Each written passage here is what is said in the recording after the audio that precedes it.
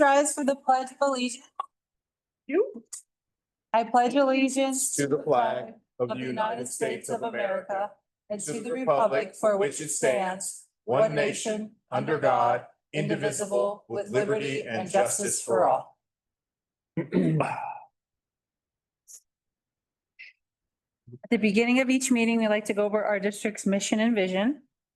Our mission is to create a culture of academic excellence through inclusive and innovative learning opportunities for the whole child. And our vision is to empower all learners to reach their full potential in a globally competitive world. Can I please get a motion and a second for the approval of the agenda? So moved. Thank you, Dr. James, for your motion. Thank you, Dr. Steger, for your second. Mrs. Logan, please call the roll. Dr. James. Aye. Dr. Steger. Aye. Mr. Ballant. Aye. Mr. Harris. Aye. Mrs. Bitter. Aye. Can I please get a motion and a second for the approval of minutes? So moved. Second. Thank you, Mr. Ballant, for your motion. Thank you, Mr. Harris, for your second. Any changes, updates? Mrs. Logan, please call the roll. Mr. Ballant. Aye. Mr. Harris. Aye. Dr. James. Aye. Dr. Steger. Same. Mrs. Bitter. Aye. The next item on the agenda tonight is very important. This will be the best thing we do all night, is to go over the National Merit Semifinal. Mr. Lewis. I won't tell Mrs. Lawson you said that in front of her. Oh, yeah, there's another really great one. Too late. Now, we're always excited to have our students, anytime we can bring our students to the meeting, but it is great to have these scholars here. So in a moment, and guys, I'm going to prepare you. I'm going to let you know this ahead of time, okay? In a minute, I'm going to ask you to come up here. I'm going to ask you to introduce yourselves. You're going to talk about what you're interested in after high school, and you're going to introduce who is here with you, supporting you here today. You got that? I'm giving you time to think about it right now, because I'm going to say some other things and you're going to be prepared. So what I think is special is that these students took the PSAT test last year. Roughly about 1.3 million students take this test every year to enter into this program. 1% of the seniors qualify for National Merit Semifinalist status, and we have 15 of those students. So we are very proud of them. Mr. Potabom, I know you're here supporting them, and I know you're very proud of them. Certainly, if you have any words, you can come join them. But and students, I'm going to pick on Jonathan because I saw him already. We were in a meeting earlier this week, so we're going to go alphabetical order. So you guys get yourselves in alphabetical order. Come on up. Come on up. Come on. There we go. Come on up here. Everybody come with him. He doesn't want to stand up here by himself. Yeah. Come on, guys. All of you all at once. He just happens to have to be to the other side. We're going to go to the other side. There. Yeah. Remember, name, interest after high school, and then who's here supporting you today. So Jonathan, go ahead. I'm Jonathan Alders, and today I have my dad here supporting me. And after high school, I'm interested in pursuing material science and engineering, and maybe chemistry as well. We'll see how it goes. Congratulations. I'm Ava Angelina. I'm planning on majoring in cognitive science and linguistics, and my mom is here to support me today. My name is Paige Vanderbrink. I'm interested in studying psychology, and my parents are here with me. Hi, I'm Suhani Prakash. I plan on studying public health in college, and my mom and dad. Hi, I'm Lucas Hocha. I'm interested in studying aerospace engineering, and unfortunately, my mom couldn't make it because my sister has a band concert. I'm Sahana Singla. I'm interested in studying neuroscience and a pre-med track, and my mom, my dad, and my little sister. I'm Tej Parikh. I'm interested in studying computer science, and my mom is here with me. I'm Joanna Lee. My mom and dad are today, and I'm interested in studying biology. I'm Hannah Wayne. I'm interested in studying applied math and physics, and my parents. I'm Andrew Mao. I'm interested in studying computer science, and my dad's here. I'm Mitchell Mazur. I'm interested in studying aerospace engineering. My parents, my sister, and my grandma. I'm Michael Weaver. I'm interested in studying nursing. I'm Matt Schill. Dad, mother are here today. I'm interested in studying biomedical. One more, yeah, let's give them a round of applause.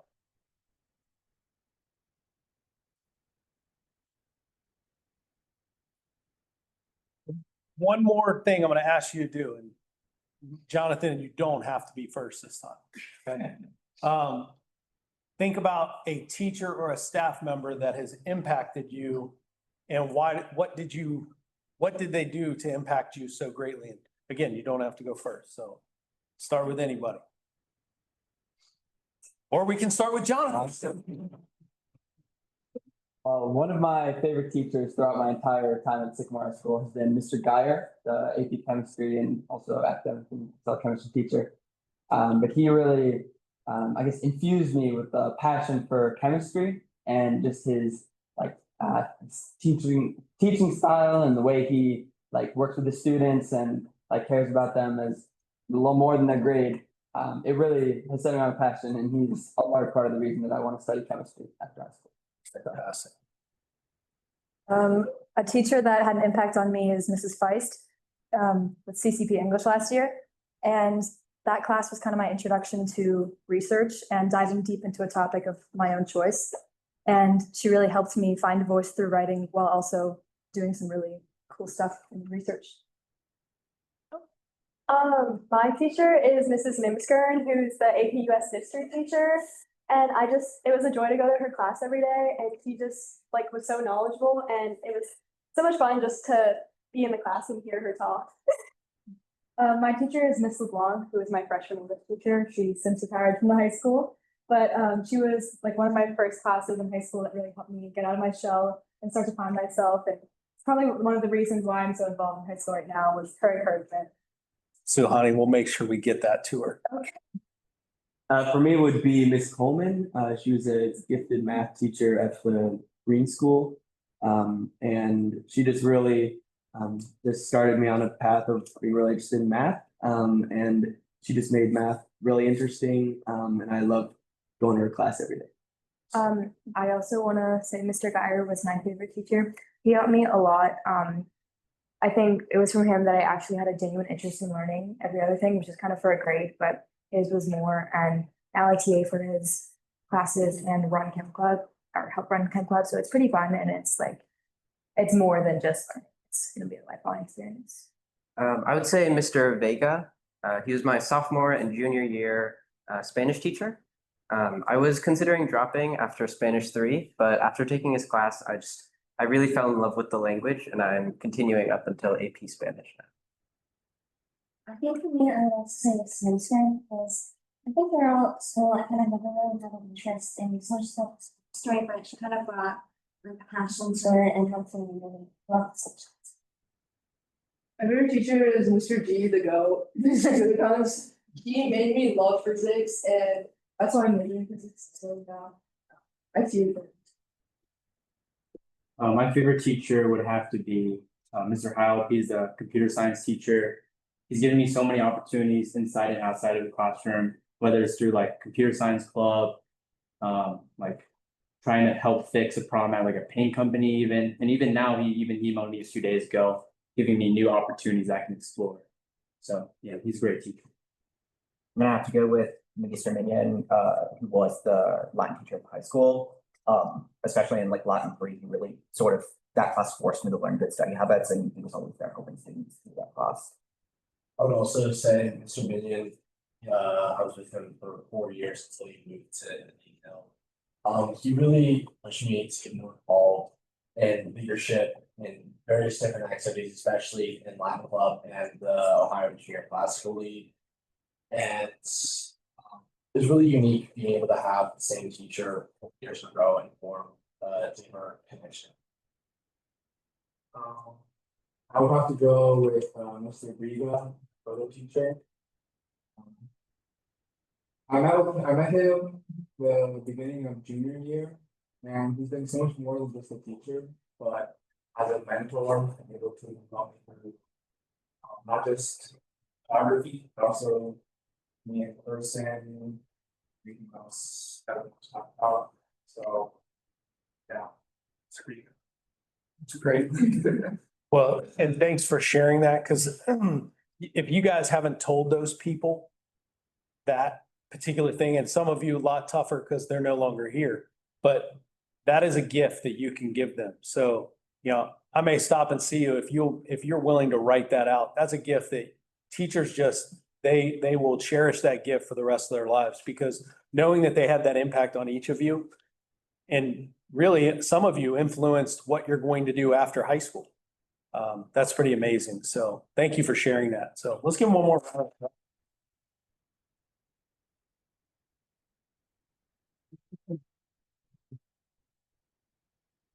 So we do have something for you. But we can't let you get out of here without recognizing your achievement. Don't open it. Well, the first task will be, you have to figure out how to open the box. Sometimes it feels like that's always a struggle.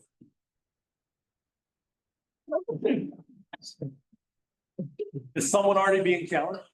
Can we figure it out?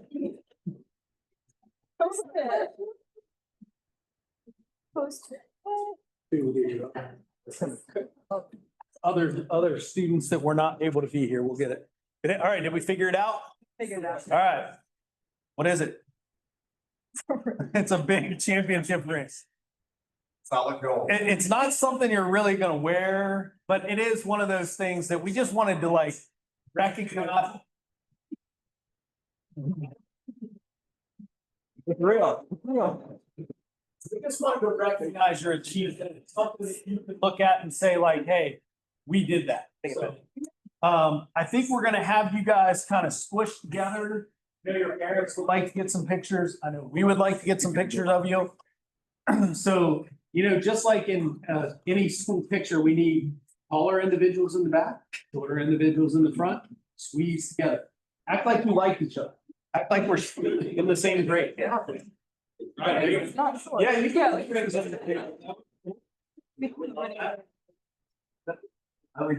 always do. Yeah. Don't worry. There you go. All right, guys, let's see it. Smiles.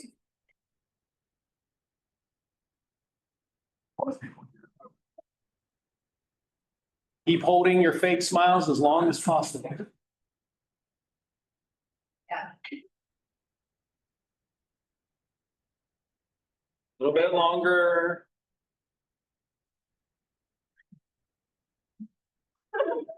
One. Possible photo. Thank you, guys.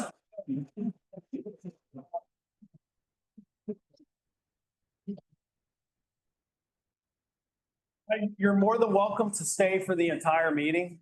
I will understand if you need to go and get homework done or do other. Congratulations. Someone took mine. Okay, You know it. Thank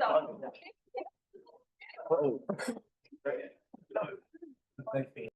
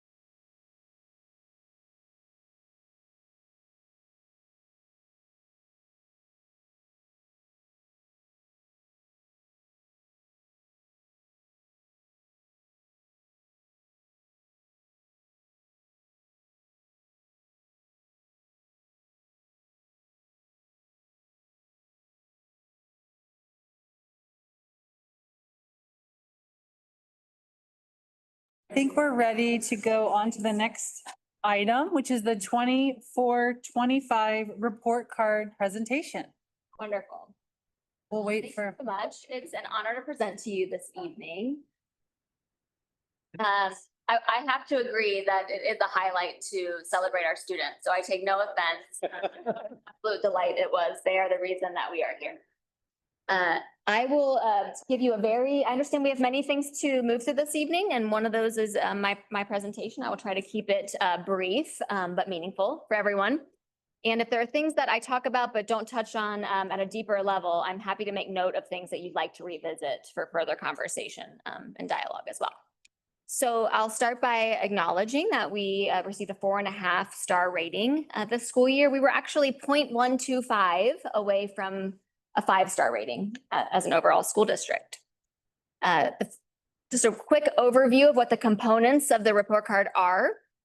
You can see that there are many components, and actually 2 of these components do not measure data from last school year, but the previous. Those components are graduation and then college, career, workforce, and military readiness. So that's just something to keep in mind. There's many facets to this data, and sometimes it's easy to assume that we're talking about everything existing within the confines of the same school year. So I'll start with achievement. We earned a 5-star rating for achievement. So this is our students as far as their performance and whether or not they met the standard. Were they proficient? Were they above? Were they advanced? And so we're going to talk a little bit about how this component is measured. In the achievement component of the report card, you have something called the performance index. And the way that the state actually identifies what the performance index is, because that number changes from year to year, is they look at the performance of the top 2% of school districts in the state of Ohio. And they use that then to determine what the possible number is. And then they take what your performance was divided by that, and they give you a percentage accordingly. So we received 104.5 out of a possible 109.8, putting us at a 94.8%. As far as the levels that you see there, you might be wondering, how are you more advanced than advanced? Well, advanced plus occurs whenever we have students who are grade level accelerated and scored advanced on the test on that grade level up or 2 in some cases, then you receive a bump for that performance. How that's determined. Here is a quick just 5-year outline of where we've landed over the years. You know, obviously the 20 to 21 school year, there were some things happening in the world. So you see maybe a little variation there. And then you see we're in a similar range over the last 4. I also just want to make note, I spoke to the board at this time last school year about the new curriculums in both ELA and math, and that some of the implementation research indicates that there can be dips in your first implementation year of a new curriculum. So we were actually surprised by how well we did in some areas, but we weren't surprised to see some dips given that we were in a first year of implementation and 2 new curriculums across our school district. Here's a quick overview of the indicators where you can see the test proficient, the test taken, and therefore the percent proficient for each of those grade levels. And once you've had a moment to take that in, I'll show you more grade levels. And you can see 8th grade through high school as well. Okay, so to touch on a few things, what I've highlighted for you here is if you see that it's green, it means that we saw a little bit of growth. I also just want to name, I think sometimes it's a little bit deceiving that the state identifies that if you're +2 or -2 in your performance, that's typically like expected performance. So if you see something that's beyond that, then that's something that we're making note of. I also just want to make sure I'm doing my due diligence to name that we have such excellent teachers in this district. So when we look at data like this, it's actually information for us as a system and how we're supporting teachers in the curriculum, and not about individual teacher performance, because I can assure you in the classrooms that I'm in, the instructional practices, the knowledge that our teachers bring about their content. But sometimes it's an indication of, let's take a look at our curriculum and what our tests are measuring and see if there's a lack of alignment in some places and how might we work to strengthen as a system. We received 4 stars for progress. We were at without getting into too much detail, at 0.08. And if we had been at 0.1 with our data, this would have been 5 stars. Thought you might find that kind of intriguing. Close. Yes, I am an ELA girl, but the math is math in there. Yeah. So I just wanted to show you a little bit related to our growth. So you can see that you have that dark blue, some might say it's dark gray, that shows where you can see that our students made more than expected progress, and that there's significant evidence of that in those grade levels. And you have the blue that shows that they've made more progress than expected and that there's moderate evidence. Then you have green, meeting that statewide expectation of evidence for progress, maybe less progress than expected with moderate evidence. And then you get into the red, meaning that there was maybe less progress than expected with significant evidence of that. And then if it's just a light gray, there's just not enough data available across a 3-year period of time to be able to accurately measure that progress. As far as gap closing, we received a 5-star rating, significantly exceeding the state standard. And a little bit about that, we'll start with English language arts. So if you're looking at the left side of the chart, that is our achievement, and the right side of the chart for ELA is about growth. And then you have the various subgroups. On the left side about our achievement, the yellow dot shows you what the state was anticipating as the mark that they wanted to see us hit for achievement.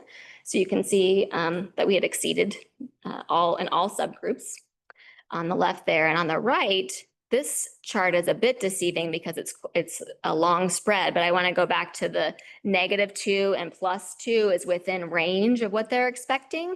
And so you can see that if you're looking at numbers and you see anything that's within -2 or +2, we are making expected growth. And then you can see at the top there, for our English learners, in particular for English language arts growth, that we went beyond what the state was setting as our goal for progress.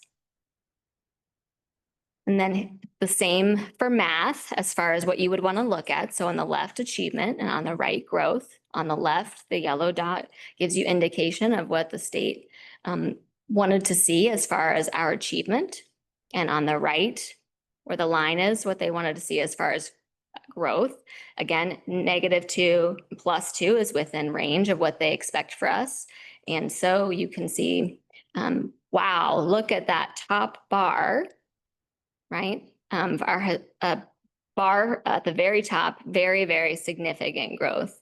And so I just think that we have a lot to celebrate.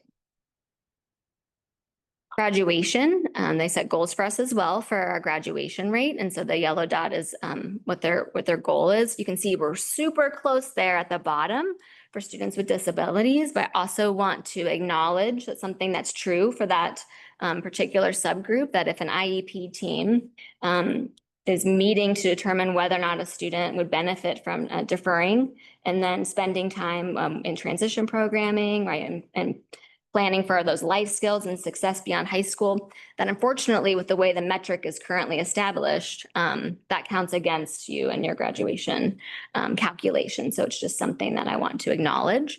The other thing that I think is important to understand about graduation rate, which we'll talk about a little bit in a little bit, is that there's a 4-year graduation measure and a 5-year if students graduated in 5 years. And like there's a little formula for that we'll get to when we get to the graduation component section of my presentation. So here's a little bit as far as gifted and gifted performance index. Just a little bit of information there. We have made some strides as far as gifted identified and gifted served. We could talk a little bit more about that in depth if that is something you'd like to dig into deeper outside of like my overview presentation. And then here's a little bit about gifted identification and services. So the blue dot is identification, and then the blue line is identification, and the green line is receiving service. Okay, so back to graduation. We have in this calculation, you have part of it is about students who were able to graduate in 4 years. And then if you had students who maybe didn't quite make it in those 4 years, but graduated in 5, it's the average of those two. And I want to remind you that this calculation is, it is not class of 2025 data, it's class of 2024. And I always have to pause for a second before I say that because I have to remember so it's data in the rear. So you see that just to give you an understanding of what our breakdown was, our 4-year graduation rate was 97.2, our 5-year graduation rate was 97.5. And together, that's how they form the calculation. In order to earn 5 stars for this component, you must have 96.5% or higher of your students graduating. In early literacy, we exceeded the state standard. I typically look to my counterpart, Becky, to chime in on this one. I know we went in more depth at the academic retreat. I'll allow you to take a moment to review again this chart, which has so many facets to it. And I'm happy to talk more about it. I don't know, Becky, if you want to just quickly chime in on a couple of, like, what are we looking at here with this chart? Rebecca Tompkins. There are 3 components in the early literacy measure. One is the proficiency in reaching for grade as measured by the Ohio State tests and students reaching proficient or above. The promotion to 4th grade then is the number of students who are promoted to 4th grade. So we do have some exemptions for some students. Parents can, for a grade reading guarantee, that they can exempt their child to be promoted to 4th grade. So that's the second measure. The improving K-3 literacy measure is the chart, the bar chart that you see below, and that is a fall to fall measure. So it measures the number of students not on track based on a reading diagnostic at the beginning of 1 year, and how many of those students continue to be not on track or who have moved on track of the fall of following year. So it's a fall to fall measure within a certain or specific cohort of students maintaining an off track, not on track measure or moving into an on track measure. One thing that I'm just proud to say, and thanking all of our teachers and administrators, is that for this particular measure, it is not shown on this early literacy, but 23-24 to 24-25. We moved about 50 students in total from a not on track status to an on track status. So that is something for our elementary school year. Thank you for that. You can see why I phone a friend for this component. Excellent explaining some. I think that's what you pointed out, Becky. I think we don't want to miss the importance of that there's now, I think you said 50 students that are on track that weren't on track before due to the great work of our elementary teachers. So I think that's something we really need to celebrate. Yes, thank you for that.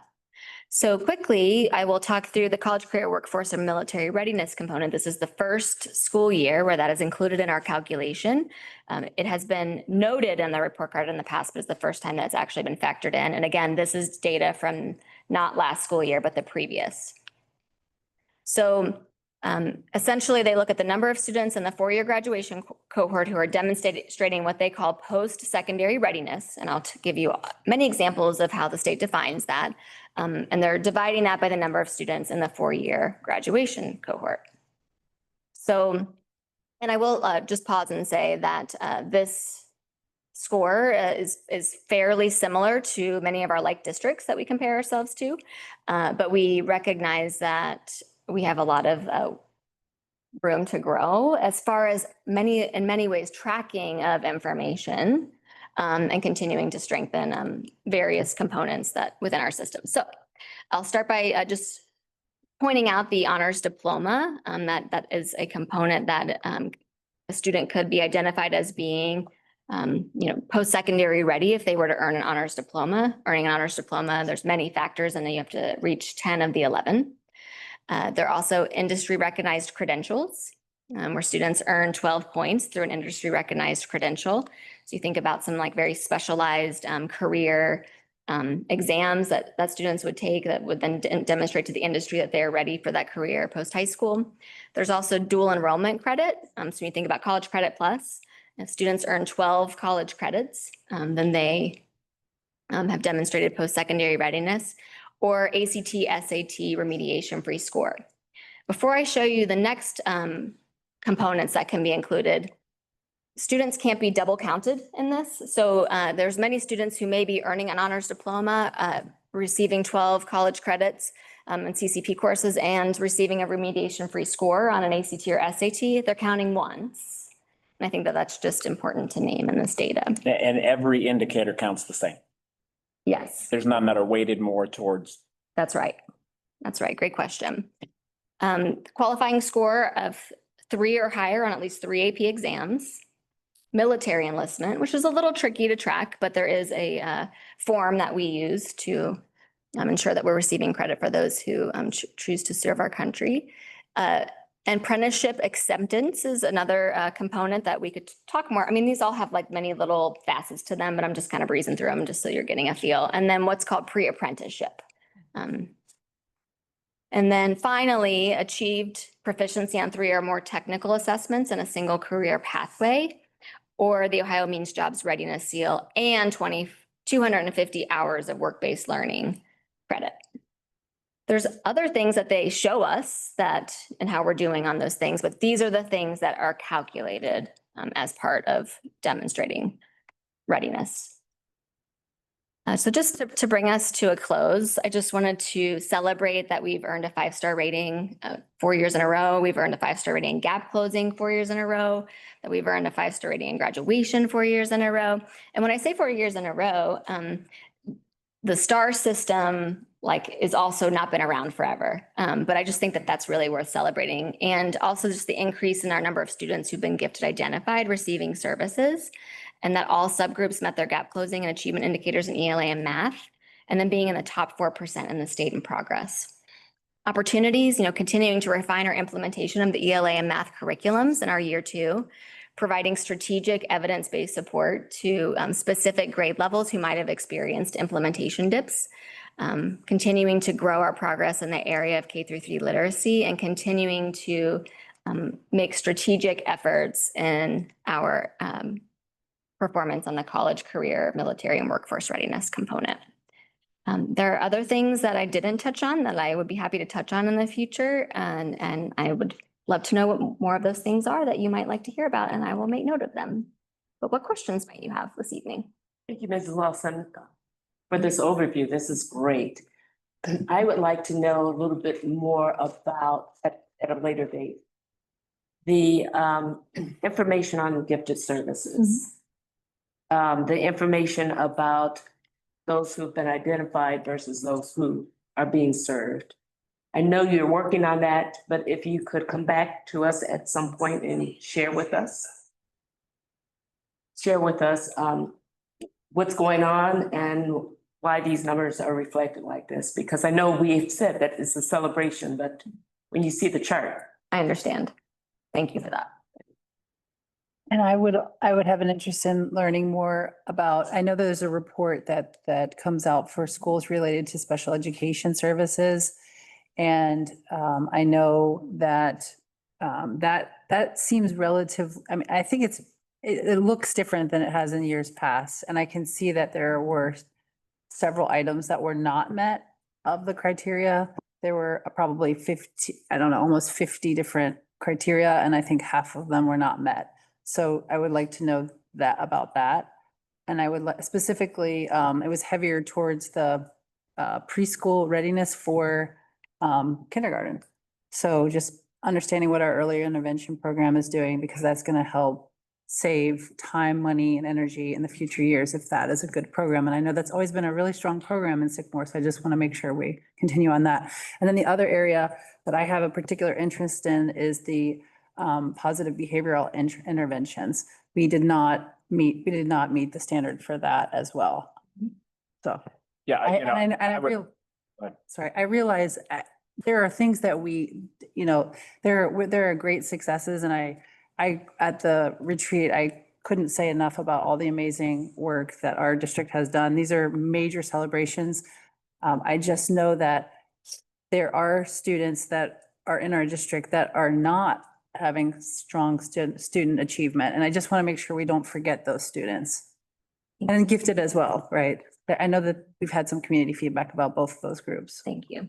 Mrs. Bitter, I did share that feedback Okay. earlier today with Mrs. Lawson, and we just, knowing that this was a broad overview, we were hoping that you would bring them back up just so that we can get them on the record, and then we'll certainly come back with a more detailed, like in-depth look at some of those areas for you. Yeah, and I'll echo what Mrs. Bitter said. There's so many celebrations, and Dr. James said it too, so many celebrations on this that our staff is doing amazing work. For me, it would be the college career workforce military readiness, because I believe our students are prepared when they leave our buildings and our high school for the next phase of their lives. We hear that from students that are going to college, that are going into the career workforce. So I would like to understand, what are our strategies to look at that? I don't know what we're going to change just to do better on a test, but I firmly believe our students are prepared very well by our staff and our teachers. So I'd like to learn what we're going to do different, or what we're going to keep doing the same. And I know that's probably going to take some time. And I know this is, next year's star rating has already been determined, because it's the class that graduated last year that will be on the report card For workforce ready though, right? for the whole college career workforce. Yeah, this is for that criteria. Yeah, so, there's not much we can do to change what we're gonna get on next year's report card, or I guess this current year's report card, but what are the strategies we're gonna look at? Right. Yeah, because I'm particularly interested in too. I know in a community like ours, I think where we get maybe dinged a little bit is because so many of our kids go to college.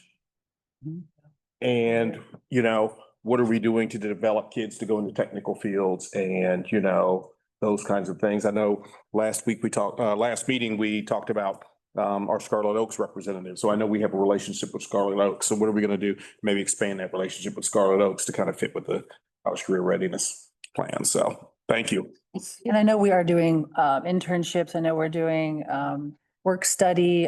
We're doing all kinds of programs that I don't even know if they're being counted in that system, but I hope that they'll take a look at those. Yeah. We have so many. I was going to jump in and say, I was going to ask the question about PBIS, and then I was going to say, are we able to match up with how they're grading the district with what we're doing? Is there some kind of a misstep there, maybe, with understanding what they're asking us to do?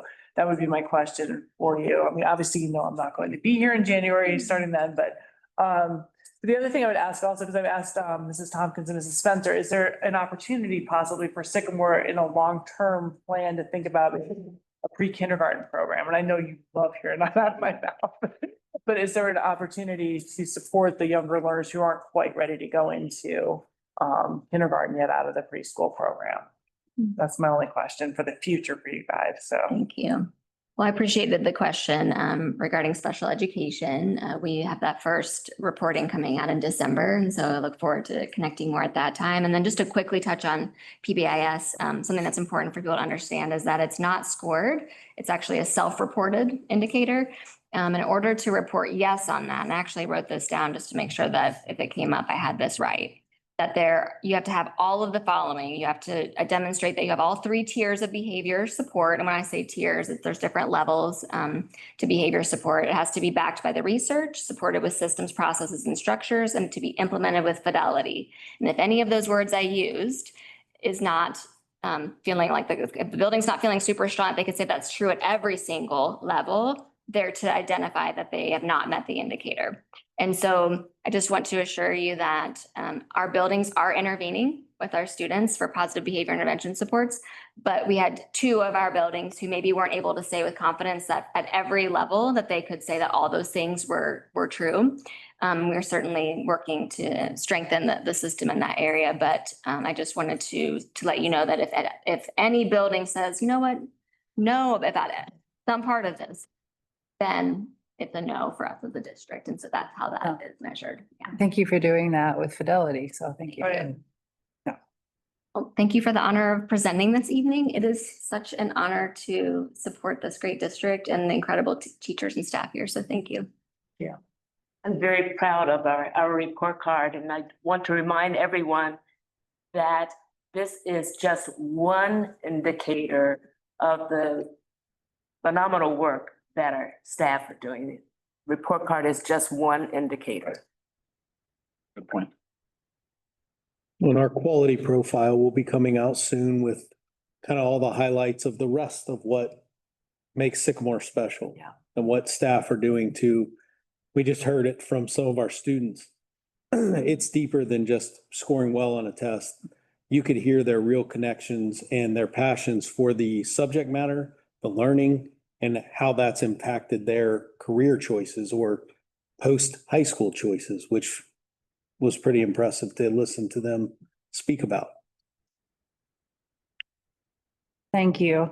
Thank you for presenting. We had, just for anyone watching and everyone here in the audience, we had a full day of a retreat on this subject. So we were able to ask, the board was able to ask a lot of questions and really dive deep. We had presentations in every single area. So this was an additional presentation because we felt like for retreats, oftentimes the community doesn't get to see that. We don't record those. So they're open to the public. Not, most people don't come all day. Some people do. And it's just important that you understand what's behind this and understanding the hard work that our administrative team, our teachers, everyone in this district put into making sure our students have excellent student achievement. All right, our next item is public participation. Do we have anyone for public participation this evening? I did not have anyone sign up, and Mr. Burson is indicating that we didn't have anyone. All right, we're going to move to the superintendent's agenda. Can I please get a motion and a second for City of Montgomery Annual Support Agreement? Second. Thank you, Mr. Ballant, for your motion. Thank you, Dr. Steger, for your second. Talk about it. I don't think, it's just an Talk about the next agreement with the city. and then talk This is a separate about the resolution. Okay. This one, this one's separate from B. This is just literally, we have I would call it more of a shared services type agreement with the city of Montgomery. This has been for years. Yep. And this is just a renewal of it. Kind of tight. Well, that's all right. Okay. Mrs. Logan, please call the roll. Mr. Ballant, Aye. Dr. Steger, Aye. Mr. Harris, Aye. Dr. James, Aye. Mrs. Bitter. Aye. Can I please get a motion and a second for resolution Montgomery Chamber of Commerce sponsorship event? So moved. Second. Thank you, Mr. Harris, for your motion. Thank you, Dr. James, for your second. And this resolution is just basically at the advice of legal counsel to have the board approve that this is a worthwhile expenditure for us to attend the chamber dinner. It's $575 for a table, and we believe it's a good thing for the district and the chamber to be connected. So, I've become more active in the chamber. I know Mr. Lovell, when I can't make it, he's gone in my place, and I think we value our relationship with the chamber. And really, we just talked about a component of connecting our students to businesses and opportunities. So I think it's perfect for why we would want to do this. And I know that a couple of members will attend. Only two can attend because otherwise it would be a meeting. So two of us will also attend. And I think Dr. James and Mr. Ballant will attend. Does that work for you? And I will not attend. So that way I don't create a meeting. Okay. All right. Okay. Can I, Mrs. Logan, please call the roll. Mr. Harris. Aye. Dr. James. Aye. Mr. Ballant. Aye. Dr. Steger. Aye. Mrs. Bitter. Aye. All right, the next item is 2026-2027 kindergarten programming. Mr. Lovell's going to give you an overview of, and he deserves a lot of credit for engaging the community. And I know many others helped him with that, but it's been a topic of conversation for a while. We've brought to you a number of concerns with, our kindergarten, and Dr. Steger kind of brought it up, looking at pre-programming. I really, long-term, I'll still continue to tell the board, I believe long-term, our strategy should be full-day kindergarten for everyone, free of tuition, as we think about our levy cycle and how important that is to get some of our off-track students on track. But I think in the interim, we have some decisions that we would like to talk to you about around kindergarten programming. So Mr. Lovell's going to lead us through that. Yeah, thank you for that. Look at those smiling faces up there. Out there. Isn't that amazing? I know. A lot of missing teeth up there. I could say anything at this point, it wouldn't matter. I mean, Miles. I will just say that I'm thankful for the opportunity to be able to speak to you about the kindergarten program and just to hone in specifically what we're talking about. We're talking about the half-day kindergarten program here. To Mr. Lewis's point, we recognize that there's a lot of complexities around the kindergarten program. A lot of great things are happening, but it does create some tension within the system because of the complexity of the different types of programs. And so what I want to do is just give you an overview and point you to the direction that we believe we should be next year and what we're planning towards. So just to give you an overview, historical context, I think it's important for those that are maybe tuning in that haven't been listening the last few years. It's about this time of year that we always have the heartburn around what are we going to do? And we've made a commitment to our community to get out in front of this early. And that's what we've been doing. And so the enrollment in the half-day program, it's fluctuated. It keeps fluctuating, but really the numbers continue to decrease. We have around 50 students this year, which I'll show you the numbers in that program. Adjustments were made to consolidate the programs this year into 2 different schools. You know, we had 4, we did 2 the previous year, and then we shifted those schools. And that really is done based on operational efficiency, right? We look at all the factors, where might we, busing, all the things to try to figure out where might we house those programs. And then, you know, obviously it comes down to just the complexity of the decision-making challenges that we have. And, you know, I won't go into all of those things, but I think we've discussed them enough to understand how do we manage that. I do want to call out that we did have a policy update last year, if you remember. We've been wrestling the last few years about how, where do we put that date to enroll our students, kind of that cutoff date. The state of Ohio allows you to either choose September 30th or August 1st. And we heard very loud and clear from the community that we needed time and be patient with that change to give folks the ability to make the choices that they need to make and what's best for their family. And so what we said was, let's put that in policy. That way people know about it, they hear it and see it. And so this coming year for 26-27, our kindergarten cutoff will be August 1st. I have to put an asterisk behind it because our legislators are having conversations right now about making another change to this. And what I'm hearing is that change could be that it has to align with the first day of your school calendar. I have not heard anything else about it, but I do want to throw that out there. If that shift happens, that would be a legislative action that we can't control and we would just have to figure it out. So, but right now we're heading down the path, August 1st, as we head into kindergarten registration in January. Real quick, is first day mean when students are in or when staff development occurs? Gosh, wouldn't that be great? That's always what was in your head. I'm just trying to think of a few extra days toward. Yeah. Being logical. It would be nice if they allowed us to be able to have some flexibility, but we'll see how that turns I'm out. just thinking of wiggle room. Yeah, yeah. Okay, so getting some feedback. Are we good? Nope.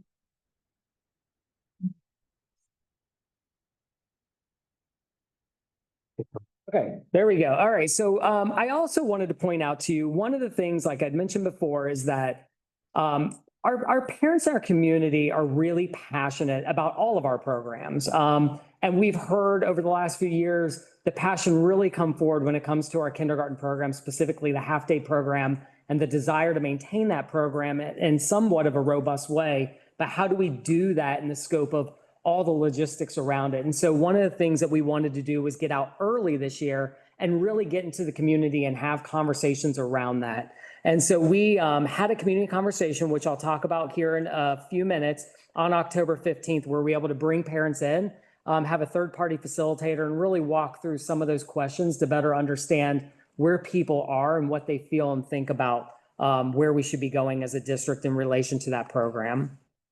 So the community conversation, we held it here at Kenwood. The purpose was really to gather authentic feedback from the families to help guide this decision that we made to bring forward. The format was really, it was held here and it was in person. And the idea was to get folks in groups of 4 and 5 to have authentic discussions collaboratively and then be able to voice those in a generalized setting and then take notes and bring that feedback forward to help inform what we thought might be the path forward.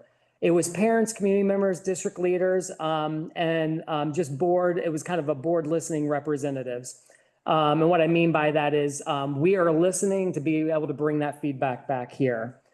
We gave a brief overview of the kindergarten model and the history, but really it landed in those small group discussions to identify what those themes were that we were hearing.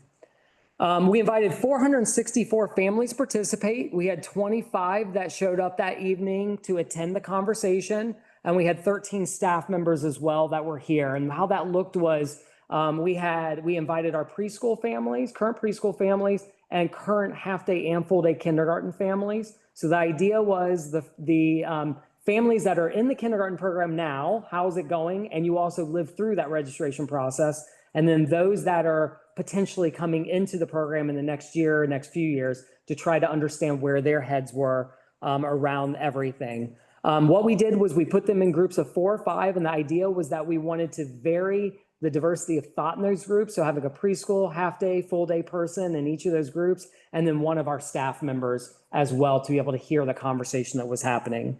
So overall, the success themes that we heard, variety of programming.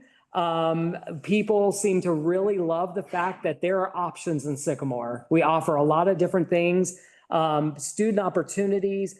They couldn't talk more passionately about the staff and how incredible our staff are, supportive, how communicative they are, the family engagement, the ability for our schools to wrap themselves around our families as a part of a community, which I think we've heard really loud and clear, right? You try to let a family know that we need to move you out of their building, and it's a thing, right? Because that's their community that they are deeply passionate about. The overall trust of the school system, and again, strong communication. It was completely and 100% evident in that group that there is a trust in Sycamore. People have chosen Sycamore to be. It's a choice they've made. And they're passionate about the programming that we offer. So there was nothing in any of this conversation that alluded to there was a lack of trust in what we were doing and why we were making the decisions. It was more along the lines of areas of growth, right? So where were those areas that we felt like the gap and we weren't aligned? One of those was it was very clear that a lot of the families felt like, specifically families that were new to Sycamore, that they were just disconnected and didn't know how to get the information. And so they felt like when they were registering, they were getting it, but it was almost too late for them to be completely informed about the decision. Access of information, yes, we have the website, but are there other ways that we can actually get that information out to families in unique and creative ways? Timeliness of the decision-making. That's the heartburn that we all feel, right? We know that it's hard to make a decision when you don't have the data. And they feel that significantly too, because like we've heard in the past, decision points for daycares and things like that are in January. And when we're making decisions in February and March, that deeply impacts their ability as a family unit to make the decisions they feel is the best for their family. And so we've got to figure a way to step out of that and be supportive of our families and try to figure that out, which is where I'm leading to in this plan. And then also the articulation of the program structures. I think sometimes as educators, and I'll speak for myself because surely it's nobody else on our team, we're in the weeds every day, we're in the work, we get it, and we make sometimes assumptions that everybody hears the lingo and the things that we know to be true. You know, we can say, well, this program's good for this or that, or they're equal. We've got to do a better job of being able to figure out how to articulate that on a website so people, when they're making a decision, they can really understand what is a half-day program, what's the full-day program, how's the preschool program operate, things like that. So there's significant amount of work that we can do, and it's all positive work. I don't take any of this as a negative.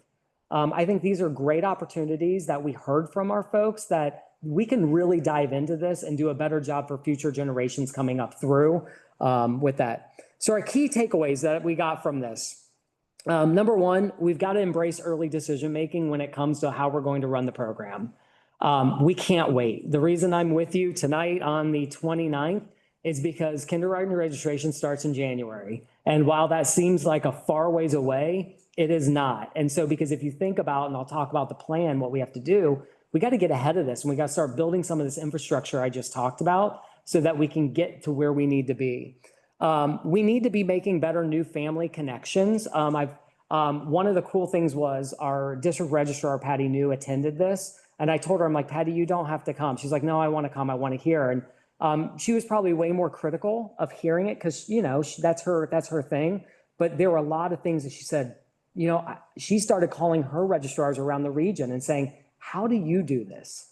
What's working, what's not working? And she pulled together a group and they had a roundtable as an offshoot of this. And what was cool about that is that she came back and said, we got to start bringing some of these families back in. You know, during the pandemic, we did full online registration and we've slowly brought it back. But I think the pendulum needs to come back a little bit more, especially with our kindergarten families, be inviting them in, sitting down with them, answering questions, which we all love to do. We just need to think about that model. Website information streamline, that's a thing that I think overall in Sycamore, we keep having to work towards, that we can do that. And then really driving transparency in the program options, which again, we can talk about that and what that looks like, but those are kind of those things. So really quick, current programming, I think it's really good just to level set, where is everything and what is happening? You'll notice that preschool is one line, not that I don't love preschool, but preschool is way too complex to put on one slide with all of this other information. But the high level is that we offer programming for preschool at Blue Ash and Sims Elementary. Half-day kindergarten this year, we're offering it at Mapledale Elementary and Sims Elementary. We have 2 sections at each of those buildings. You can see T equals total, MD's Mapledale, and Blue Ash's BA's Blue Ash. You can see right now that we have 9 from Mapledale and 15 from Blue Ash that are attending Mapledale, sorry. And then if you look at Sims, we've got 31 total, 20 from Sims and 11 from Montgomery. So just helpful for you to kind of see the split of where did the kids end up coming from in regards to the overall program for half day. And then full day, we offer 4 sections at each of the buildings. You can see the total number of students.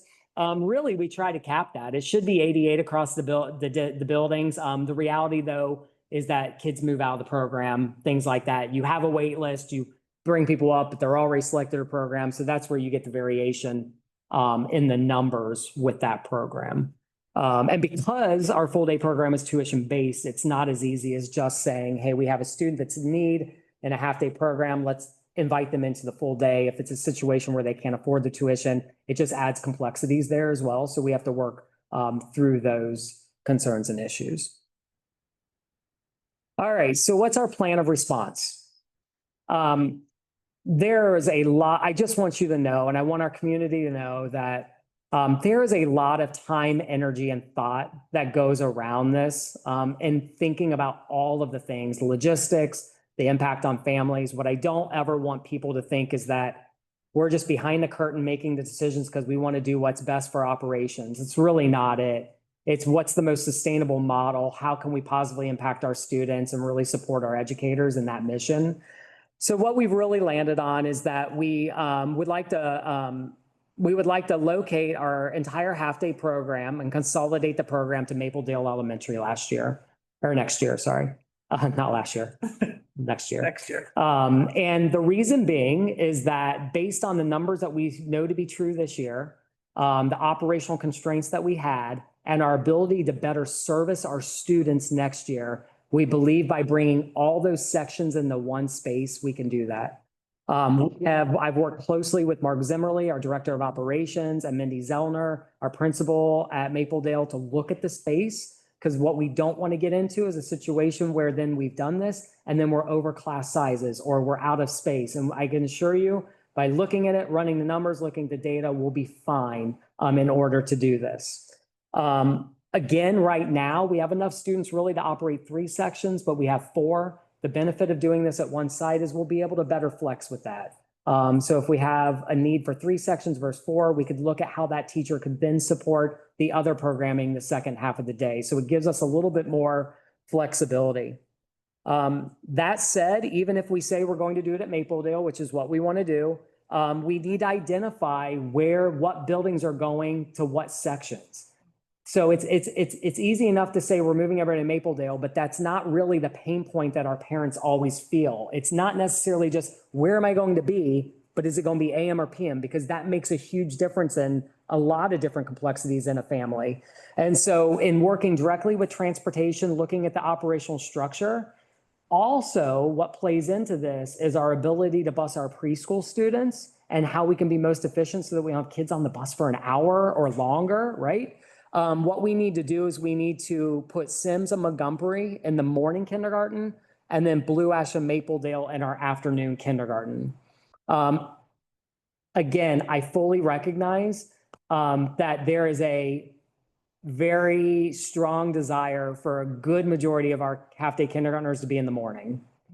That's the way it is. And unfortunately, it's just not possible to have 3 sections because that would require me to have 2 classrooms in the morning or 2 classrooms, right? Like in that, if that makes sense.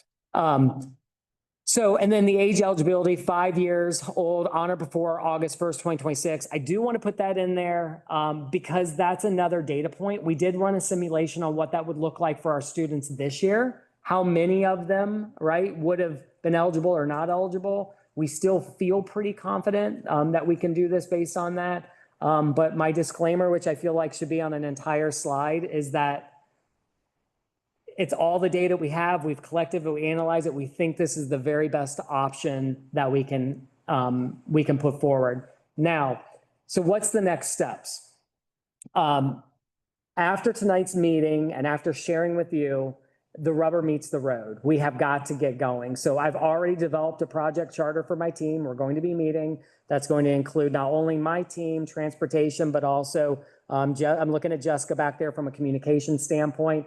Coming together, getting around the project charter, understanding what is the scope of work, what do we need to do, and getting that done and setting aggressive timelines.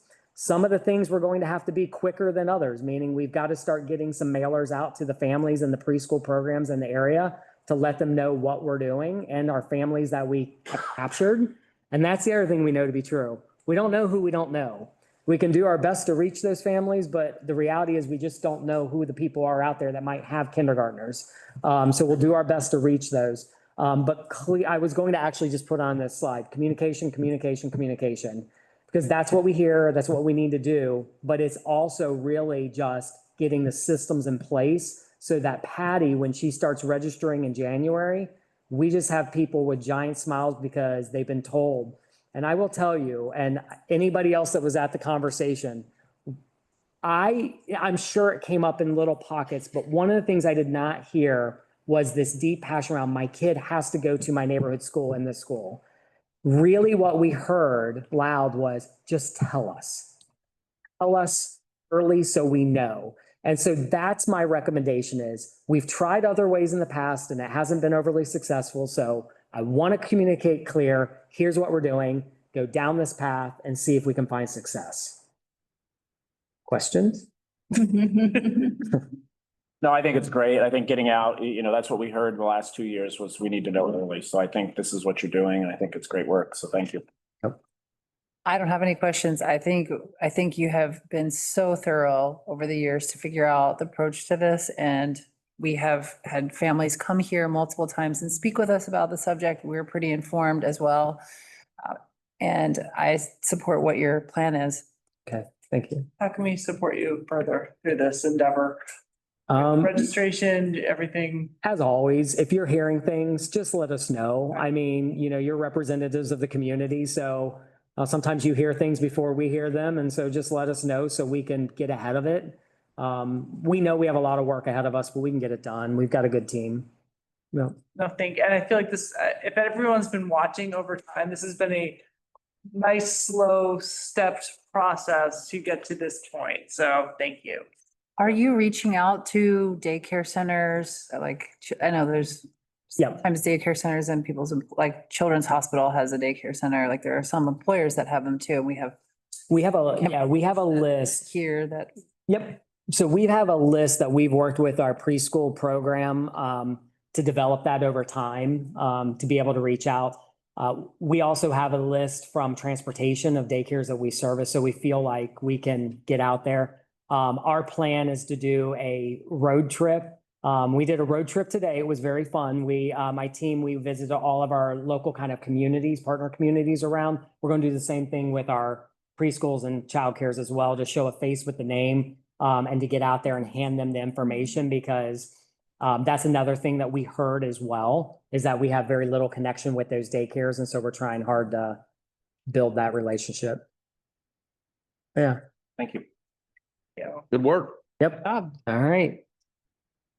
Sure. Well, Right, we're up to another really great topic. Oh, yeah, we have to do a vote first, right? Nope. no. Oh, that's discussions. What am I? All right, next, we have discussion of policy, first read, 3000s. All right. Another one for you. You've got me again. And in How much fact, are the favorite policies? yeah, I'm actually going to I'm going to go through all these. So I have the presentation, Mr. Long, if you want to pull it back up. We're not going to go through all these policies. Everybody take a breath. It's fine. All right. So it's the slide. Yeah, it's a slide after the last one. Give us Okay. Yes. I practiced this. All right. Okay. So let me reset here. Kindergarten out, policy in. Here. Got it. All right. Got it. Just so the community knows, all of this information has been provided to the board ahead of time for their review. And I think it's always important to call out the fact that one of the major pillars of Board of Education work is policy work. And so getting this ahead of time to them was really critical, because to be very honest with you, there's no way we could go over every 3,000 policy. And plus, if we did that, we should have just done all the policy transition here, right? And so my job tonight is to give you the overview again and share with you the process, and then identify a few policies that we wrestled with in committee, and then answer any questions that you might have. So I'm going to start from the high level and then work our way down. And I apologize if this is redundant, but I just think it's really good for all of us to be aligned with how the work is flowing. As a reminder, we are transitioning our policy away from OSBA and we're moving to Neola. So the reason we're talking about the 3000s is that we have been working through the 3,000 policies, not 3,000 of them, the 3,000s. It felt like 3,000, but it wasn't. To then get it prepared to come to you. So the review process is this: the policy transition team will go over all the policies. Any policy that needs a deep dive goes to the policy committee for review, in addition to all of the policies just for a look over. Then they come to the board for a policy section, first read and second read. Today is the 3000s policy section first read. And then at a later date, we're going to approve the entire policy manual. So when you see the second read up there of the policy section, typically on a second read, we would be approving. We will not be doing that with you. So you'll get a first read of the 3000s, a second read of 3000s, and then I'm going to put them on the shelf until the end of the year when we're ready to approve the entire policy manual at one time. So what this does is it gives you all the ability to see the work and our community to be able to see the policies that are being reviewed. I want to make note, and you'll see this in board docs, that we did not attach all of these policies in board docs. It's a lot of them. We wouldn't be able to do that. And if we did, it would just be a lot. What we put, though, is that if there's any community member out there that desires a draft of any of these policies, just email me. I think my email's in there. I'm happy to send that forward for them to review and look at. You all have access through board docs to be able to get in there, look around, and see what those are. High level review, there are 53 policies in the 3000s, 9 hours we took to review all 53 policies. There were 9 members on that transition team. So that includes our policy team members, but also special guests that we would invite into those sessions that we would assume were experts in their area. So I don't want to be speaking to a policy that is not my area expertise. So for example, not 3000s, but Ms. Lawson would be invited in, Ms. Logan was in, and so on and so forth. And then out of those 53, 5 of those policies were referred back to committee. That's where I really just think it's important for you to understand why. Why did we refer those back? The vast majority of the 53 policies were just legislative legal policies that were pretty much a direct transition from OSB over. What I mean by that is that it may not have been a like for a like, but it was a policy that was similar in nature. But this is what Neola crafts a policy around based on legal guidance. One of the things that we realized really quickly is that Neola has a significantly more policies than OSBA, significantly. I love that. Some people might say, wow, that's a lot of policy. Me, I'm like, that's wonderful, right? Because there are things that we were examining that were policy. I'm like, well, this is a no-brainer. Like, we probably, that's really smart. We should have that.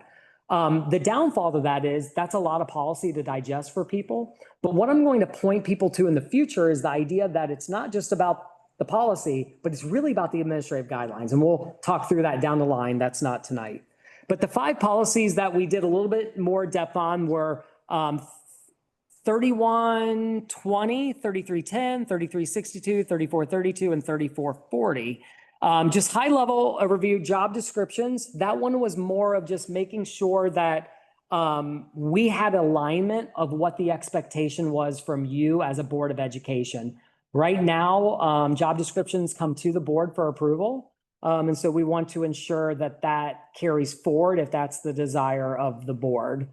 And that's just let you know that's not necessarily common practice. Which is why Neola policy didn't include that. That's really more of a management function, but past practice here in Sycamore has been that those come through the board. Freedom of speech in non-instructional settings. The reason I put that on there was not because we needed to make a change. I just felt like that was something that the policy committee needed to see because it wasn't a policy we had in the OSBA. It is legislative action and it is Ohio ethics. And so it's one of those things where it's like, I didn't want that to catch anybody, our teachers or anybody by surprise, classified staff. But that is a policy now that outlines that freedom of speech in the non-academic areas. And I think that we can all agree that in the current state of the climate right now in the country, with some recent events, that's kind of bubbled up to the top a little bit more. Threatening behavior towards staff, again, just wanted to bring that up. That is a policy that we've had kind of one in OSBA, but again, I just thought it would be smart for us to review that. We do have language in our collective bargaining agreements around kind of that content. Sick leave, that had to be brought forward because there was some alignment that I needed to do with Ms. Logan in regards to what our contractual bargaining agreements say, what our policy currently said, the total number of days and things like that. And we ended up striking the language off of a cap because we didn't currently have a cap for our accumulation of sick leave. So, but just to be clear about that, we have other limits in regards to severance and things like that. So it's basically cleaning up the Neola policy to actually match what our CBAs say. I will say too that many of these policies, the very last line of the policy says it cannot be in conflict with your collective bargaining agreement. The collective bargaining agreement always takes precedent over a policy that would be passed. So just throwing it out there.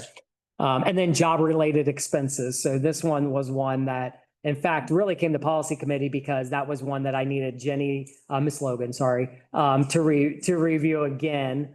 And so that was aligning because if you remember, we had done work to the policy with OSBA, and we didn't want to revert back. So we wanted to make sure that the policy was reflective of the work that Ms. Logan had done with her team in that. So those were kind of those 5. So any questions and comments about the 3000s and the transition work? Just real quick, so everyone in the public knows, the OSBA version uses letters instead of the numbers. Yes. So the 3000s go under the professional staff. Professional staff, Yep. that's what it is, professional staff. Yep. So right now we've got a lot of different letters to have to go find in our policy. So this will be a little bit easier for everybody. I think so. I tend to do better with numbers than I do with the JKQR, right? Like knowing a 3,000 is professional staff, 1,000 administrator, you kind of learn that a little bit better. Are you asking, do we have questions on any specific policy? Sure. So I have two that I just want some clarification on. The first one is 3217 around weapons. Okay. So it says, I believe the way I read it, that we have to inform our community of anybody who carries a weapon in our school buildings, including school resource officers. Correct. So how are we going to do that? Yeah, so that's a great question. I'm very excited that one of the things that Neola produces for us every fall is a complete comprehensive list of every notice that has to be made based on all of the policies. And we get that list as a checklist form, and then we can determine how that's done. A vast majority of those notices are done in the handbooks, in the student handbook. So something specific like that, it would be embedded. They also provide us with mock handbooks and things like that. Not that we would use that, but it would have the language that we can use to actually put those notices out. No, that makes a lot of sense. Yep. And then my other one, and just for clarification, is 3430, leave of absence for employment by a community school. Can you define what a community school is? Because this is saying we're going to hold somebody's job for 3 years. Yes. Yeah. And that actually lands in the administrative policy and the classified. So basically what this is saying is that if a community charter school were to start in your community and we had a staff member that desired to go work at that community school, we would have to hold their position for 3 years. Why is that? We don't do that now. That's the legislative action. Yep, I think you do it. Interesting. Okay, thank you. Yep. What was the FMLA?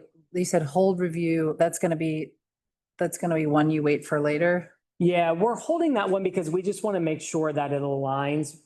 FMLA is one of those things where there's the law around FMLA and then it's the practice that you have internal to support it. So I just want to take another look to make sure that we're aligned to what we're saying the policy is going to be. So do you want to go over the 5 that you have there, or do we, like the ones you highlighted, like just specifically go over each one? Because they made it to us and they were pulled out? It's up to you. We also have 3 more after this, right? We have. Yeah, so the ones that are after this are just, these are not part of transition work. Okay. Are you talking about? More pressing. These are more pressing. Okay, so should we use our energy on those? Yeah, I would. Yeah, okay. Yep. Let's do that then. Okay. Because the goal here is to get this to the board, get us moving. We have everyone, you have this much to read right here. You all know that. And we, most of it is legislatively required. So there's a lot that is. Yep. But I think this will give us a chance to read it more thoroughly. And then reach out with questions, and at the next meeting that we have this, Absolutely. ask them. Yeah, and absolutely. And I would, I'm gonna have a lot of questions. That's why I don't know how you want to handle that. Yeah. So what I would say is that the best way I can handle it, and I don't know if it matches your learning style or your ability, is anything offline that we can do would be great because it gives me the ability to research your question and have a really good, thoughtful answer towards it. And then what we could decide is what do we believe that we need to bring forward for the community to hear around that. Again, a lot of this work is just ongoing work, and I can bring that up as a policy highlight at the next meeting. I'm happy to do that. I am always happy to have a meeting with you as well to go over it and to look at them. That's fine. Okay. What I don't want to do is I don't want to take up too much time at these meetings. I just want to be respectful of the process, knowing this is a big thing, and meet your needs the best I can. Yeah, that's fine. I mean, I've done that when we did this. Yep. When I first started on the board with OSBA, I always just brought my questions and sat down with Beth Weber at the time and asked my questions. And then, I mean, the reason that I'm so interested is because I just really remember those policies, and now to know that they're going to transfer to something very different. I just want to make sure some of that is still preserved, or if it's not, then why? I'm happy to. I mean, there's some good reasons for the changes, obviously. Some of this is much more thorough. Yes. Yeah, a lot more thorough. A lot more thorough.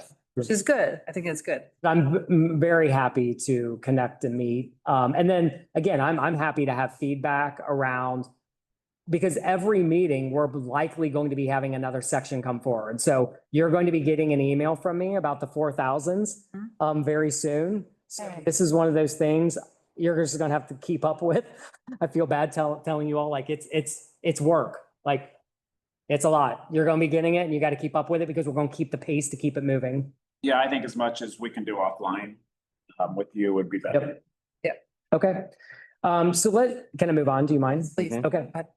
So let's talk about the first read. Again, high level overview. So why are these policies here? These are 8,000s and 5,000s. That doesn't make sense, Brad. We're doing 3,000s.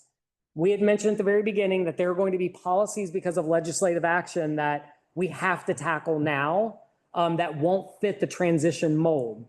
And so we're going to have to do those independently in the policy committee.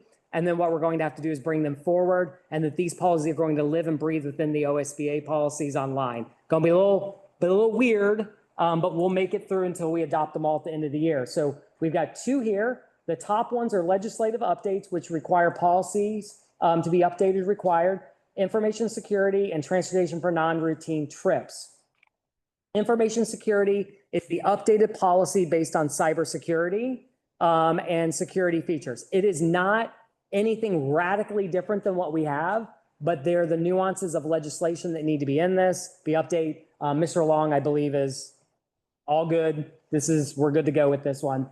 The transportation for non-routine trips, the 8640, again, are just brief, quick legislative updates to that. Mr. Miller is very aware. In fact, I will tell you, we've got 5 transportation-specific policies that are going to be coming to you soon that I do need to bring Mr. Miller into, because they are starting to get a little bit more in the weeds. This is not one of them, but just to know that those will be coming up. The legislator is very passionate about us busing all kids everywhere for all things. And so we're trying to figure out how we can best meet those needs. And then down below, policy updates suggested. 5136 personal communication devices. Now, bear with me on this just for a second. This is a cell phone policy. Many of you have heard the scuttle on the news or whatever about cell phone policy, and you can't have cell phones in school. Oh, no, wait, you can, just not during instructional times. Here's the backstory on this.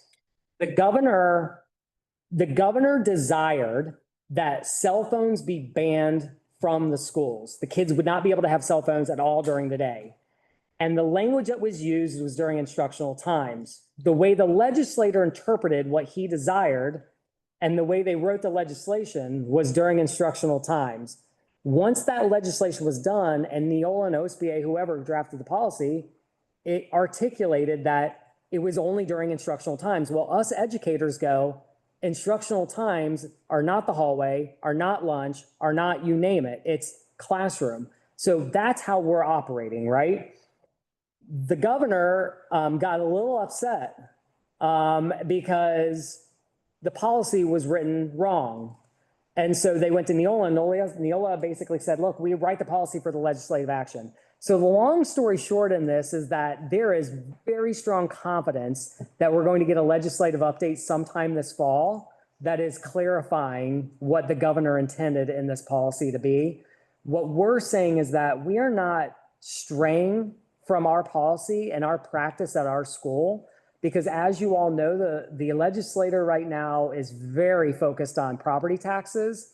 And I don't want to make a shift with our students or do anything right now with the practice of our building and disruption when we just don't know. But I just wanted to let you all know, it wouldn't be shocking if you approve this at a upcoming meeting, and then in January, February, you got another one coming, which then would be legislative action that we would have very little control over.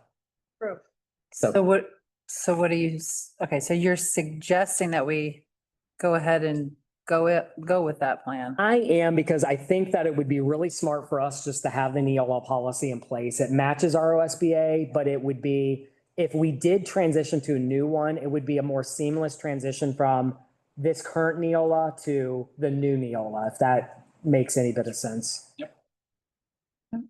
Okay, so that's just the first read. Those are on the agenda. Which means we're not approving them today. People can give feedback. We can talk more about it. If anyone on the board has further questions or ideas, you can bring them to the next meeting. But just remember, feedback on legislative updates, community. It's gonna be hard to give us a lot of feedback on those. Those are required. Yeah, yeah. For the first two? Yeah, let's. Okay, so let's, what you do have for approval tonight, so you do have action, it's on these three. This is the third read. Do I need to like go through the formality or no? Some point. Yes, I do. Probably. Okay, Officially, you should take an action in a second and then you. so I'll just officially do that for you. Okay.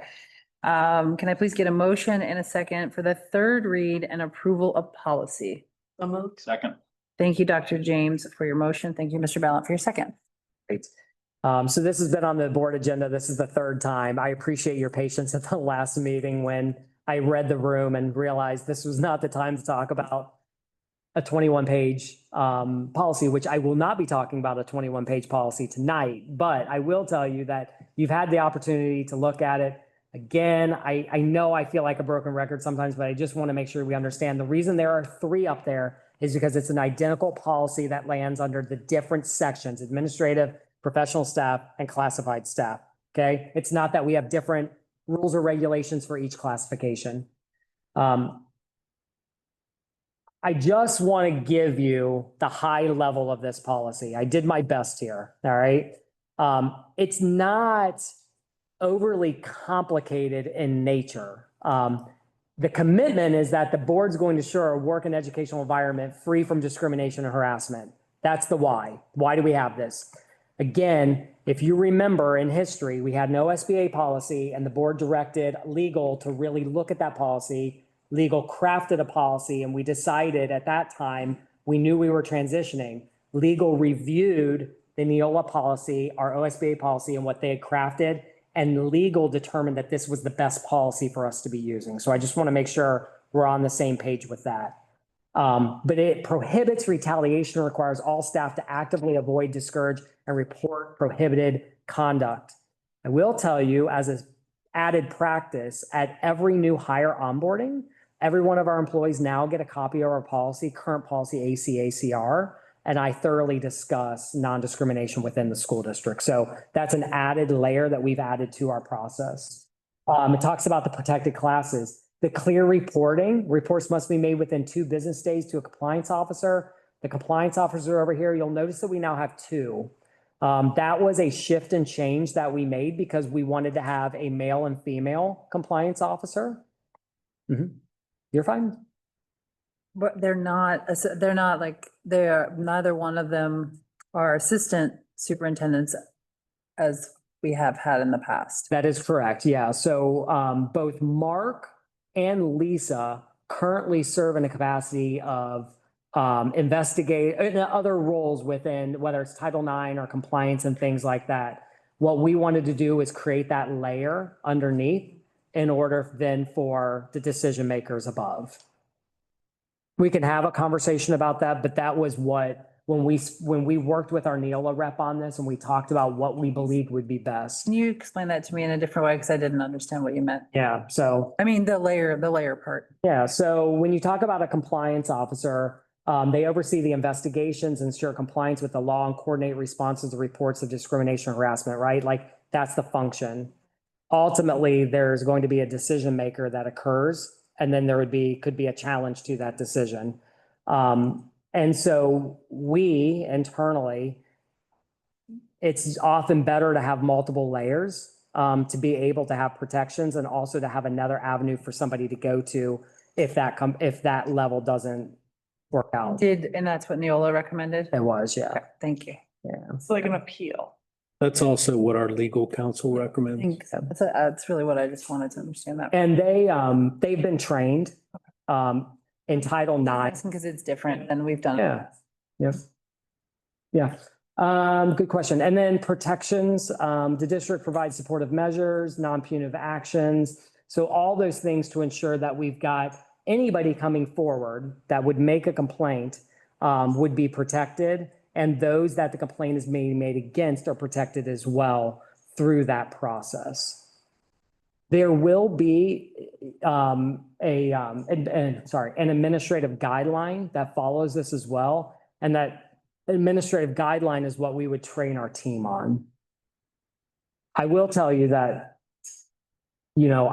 one of the things that I'm trying to wrap my brain around, and Chad, Megan, all of us will be thinking about is, how do we train our people, right? I'm living in this, the policy team's living in this, but I recognize the folks that are on the front lines doing the work every day that are living out the policy aren't. And so I have to be thinking forward about how are we going to train everybody so that they understand this, but more importantly, those administrative guidelines.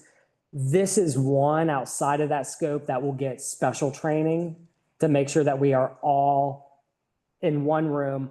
I offer essentials classes to all of our administrators. We do 3 of them a year. This will be in one of those essential classes this year, once we get it approved. So we can all sit down, and likely I'll have our attorneys helping support that conversation.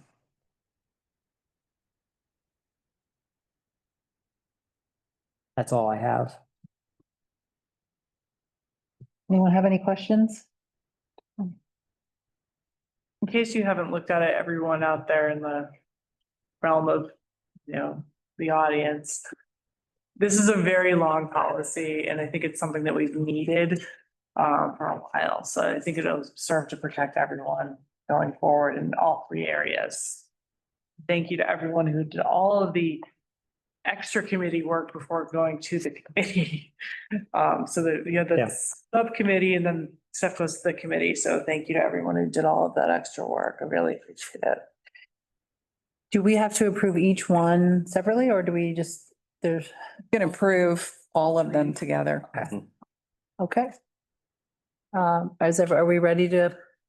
Okay, Mrs. Logan, please call the roll. Dr. James? Aye. Mr. Ballant? Aye. Mr. Harris? Aye. Dr. Steger? Aye. Ms. Bitter? Aye. Please get a motion and a second for transportation impractical. So moved. Second. Thank you, Mr. Ballant, for your motion. Thank you, Mr. Harris, for your second. Mrs. Logan, please call the roll. Mr. Ballant? Aye. Mr. Harris? Aye. Dr. James? Aye. Dr. Steger? Aye. Mrs. Bitter? Aye. Can I please get a motion and a second for out-of-town field trip approval? So moved. Second. Thank you, Dr. Steger, for your motion. Thank you, Mr. Ballant, for your second. Mrs. Logan, please call the roll. Dr. Steger? Aye. Mr. Ballant? Aye.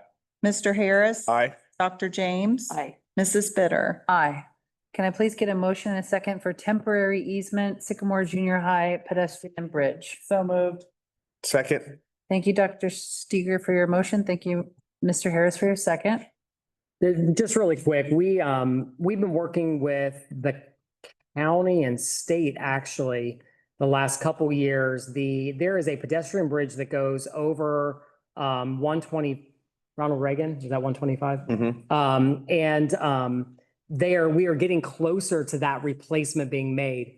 In order to do that replacement of the bridge, it has to be handicap accessible, which means there's going to be switchbacks, which means it's going to take up more property. And so this easement's allowing them to really start tackling that work.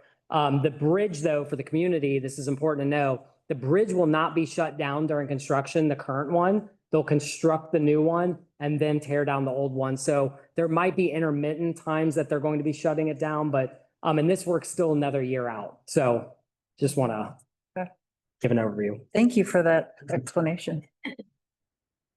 Mrs. Logan, please call the roll. Dr. Steger? Aye. Mr. Harris? Aye. Mr. Ballant? Aye. Dr. James? Aye. Mrs. Bitter? Aye. Can I please get a motion and a second for Mark Ford donation agreement, Gary Listerman Wrestling Room? So moved. Second. Thank you, Dr. James, for your motion. Thank you, Dr. Steger, for your second. And this is just an agreement. We're thankful to Mark Ford and his family and any people that donated. He led a charge to name the wrestling room after Gary Listerman. If you notice in the agreement it is for a period of 10 years.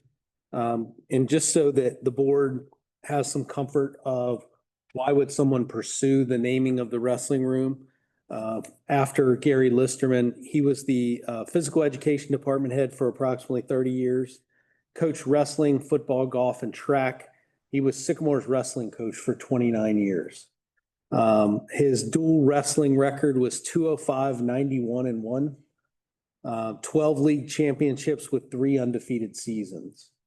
7-time Coach of the Year, GMC Coach of the Year in 1992, Cincinnati Coach of the Year with Team City Championships in 1983, coached Omar Scruggs to the 140-pound Ohio State Championship in 1999, and inducted into the Sycamore Athletic Hall of Fame in 2000. So, and a big thank you to Steve Imhoff, because I wouldn't have had any of those pieces of information without Mr. Imhoff. So Sounds extraordinary. he, from people that I've talked to around the wrestling program and just, people like Mr. Imhoff that are historians around the district, he had a significant impact on not only the wrestling program, but many students over his years. And so I think it is fitting that we would allow that to be named for a period of 10 years due to this donation. Thank you so much. Mrs. Logan, please call the roll. Dr. James. Aye. Dr. Steger. Aye. Mr. Ballant. Aye. Mr. Harris. Aye. Mrs. Bitter. Aye. Can I please get a motion and a second for the Rosenbaum Family Donation Agreement Baseball Softball Project? So moved. Second. Thank you, Mr. Harris, for your motion. Thank you, Mr. Ballant, for your second. And just thank you to the Rosenbaum family for their generous donation. Yes, And no naming, just being a part of the project. wonderful. Thank you. Mrs. Logan, please call the roll. Mr. Harris. Aye. Mr. Ballant. Dr. James. Dr. Steger. Mrs. Bitter. Aye. Mr. Lewis, we have other. Very quickly, marching band, another superior rating, not only at Turpin, but at the state finals at Hilliard. That makes 4 superior ratings for the city. What a great dedication ceremony at the Dan Hankey baseball and Sycamore softball facilities. Just thank you to the board, the administration, especially Mr. Ovington and his athletic staff. And special thank you to the Sadler family and the Hankey family. It was just a beautiful ceremony, and couldn't think of any better way to recognize Mr. Hankey. The band also, besides their superior ratings, did strike up the band for hunger last week. 2 pickup trucks full of food items went to OGB. So our kids perform on the field and they find ways to help out in the community. There is an orchestra concert tomorrow at the high school. It's concert season, so they're ramping up. There was a band concert, as one of our students told us tonight. Ask Us Anything. The first session is November 5th at 8 p.m. Don't forget to let your clocks fall back on Sunday, November 2nd. And then 2 other things, baseball, softball. I mentioned this at the last meeting, and I really do, and it doesn't obviously have to be decided tonight, but I do need some direction from the board on I'll just say a donor has come forward and would like to look at putting lights on the facility. It's about $300,000, give or take. Their request was if they put up the 70%, is the board willing to consider the 30%? Talking with Mrs. Logan in our most recent parameters that we set, it might be very difficult for that to happen if we look at our CapEx expenditures on total expenditures, because that means the board has to front money, or it's coming out and it's looking like another expenditure that we don't have the money for. So we just need some direction and guidance on, again, a $300,000 ad that we're getting 70% for. Is that appetizing or entertaining to the board as a whole? If it's not, is there any level that is? And if there isn't, then I just want to be able to get back to the donor so I can communicate clearly about where are we and I think both Mrs. Logan and I feel very confident that we can go and talk with the donor and just kind of lay out all the scenarios of what we're dealing with, and why we might not be interested in being able to front money. There may be other donors that are willing to jump in and try to get us to 100%. But I just need some direction because I don't want to leave them, the donor hanging out there as like, hey, I'd really like to do this, but I don't know. Does that give you enough information to? I will just say that we just passed that resolution for our parameters and we need to protect our cash reserves. And for me, I don't feel comfortable doing that unless I mean, if they were able to donate or we were able to get 100%, that to me would make sense, but every time we advance money, even if we get it back, it's an expenditure and it counts. So that harms the policy that the resolution that we just passed. So I feel like we have to stop doing that. And now we need to get to protecting our cash balance and making sure that we have enough money to run the district for future. Yeah, so my take's a little bit different. If we're getting the money back, that's something that I can, stomach and consider. I would have to know more details of the money that we're fronting. Where is that money coming from?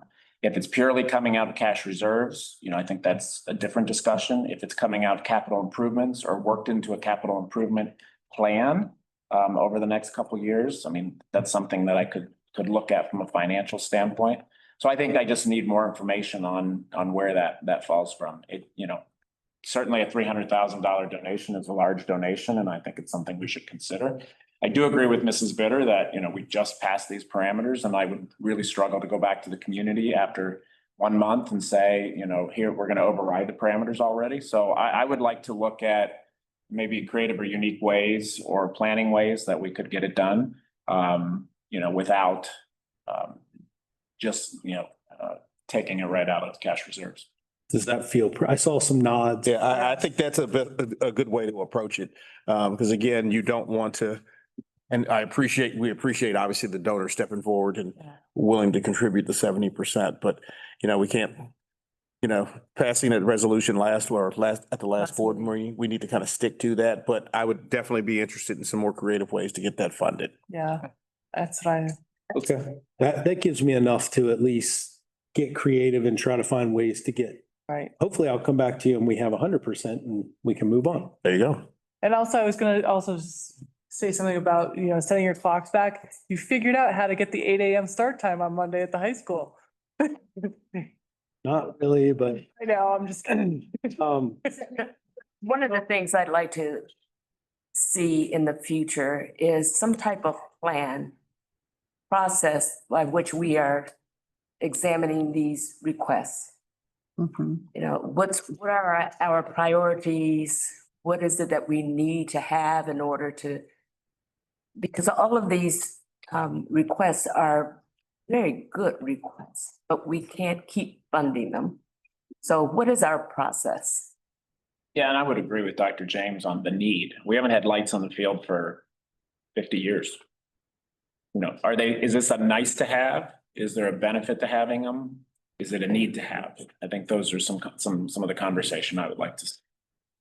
And are we permitted to have? Well, I would say down the road, revenue wise. Allows us to, I think those are all things, we don't need to talk about it today. No, These holding are all things agreement there would bring be. back to us to have a more in detail discussion. The only other item that I wanted to mention to you is that NIL has become a real thing for Ohio. So I am sitting down with members of our team, our athletic director, a few others, and I'll just be examining what does that look like and what does that mean.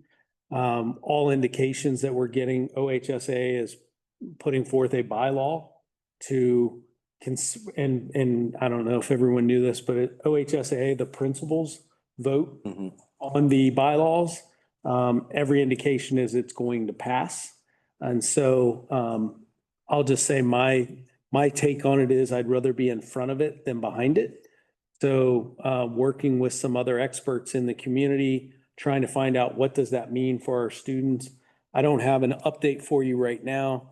I do know that 45 other states already have it. So it's just something we need to be aware of. And I think from my standpoint, I'd like to be in better shape being able to address it and I would like Sycamore to be a leader in this area and not be just waiting to see what everybody else does. So I'll bring you more information as that becomes a little more clear, but thank you for entertaining all those things. Can I mention something, Mr. Lewis? Am I allowed to do that? Of course. Cross country qualified for state as a team. So good luck to all the girls and the coaches and everything for going up. And I think, was it 2 boys qualified? 2 boys qualified Back in Sam Weiss. as individuals for state. And for those people who are watching at home and may not know a lot about this, that's a big deal. That's a huge deal. That's a huge deal when you qualify for state. So good luck to those individuals. Good luck to those teams. Good luck to those coaches. Kill it this weekend. Thank you for bringing that up.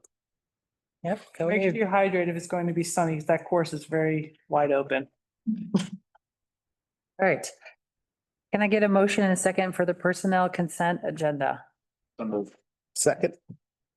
Thank you, Mr. Ballant, for your motion. Thank you, Dr. James, for your second. Mrs. Logan, please call the roll. Mr. Ballant, Aye. Dr. James, Aye. Mr. Harris, Aye. Dr. Steger, Aye. Mrs. Bitter. Aye. Can I please get a motion and a second for approval of financial report for the month ended September 30th, 2025? Moved. Second. Thank you, Dr. James, for your motion. Thank you, Mr. Ballant, for your second. I'm going to ask Mr. Burson to come up and we're going to tag team this report this evening. So Mr. Long, if you could pull up the report.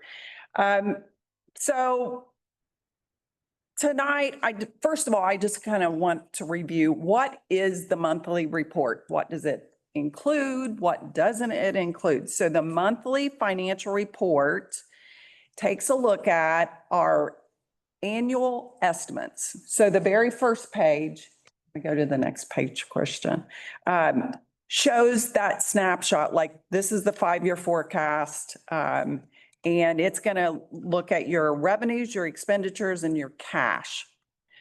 And so what the monthly report does is it's that snapshot of the month ended in September. What has happened fiscal year to date? And our fiscal year starts in July. So from July, August, and September, what was our estimates for the annual, for the full year?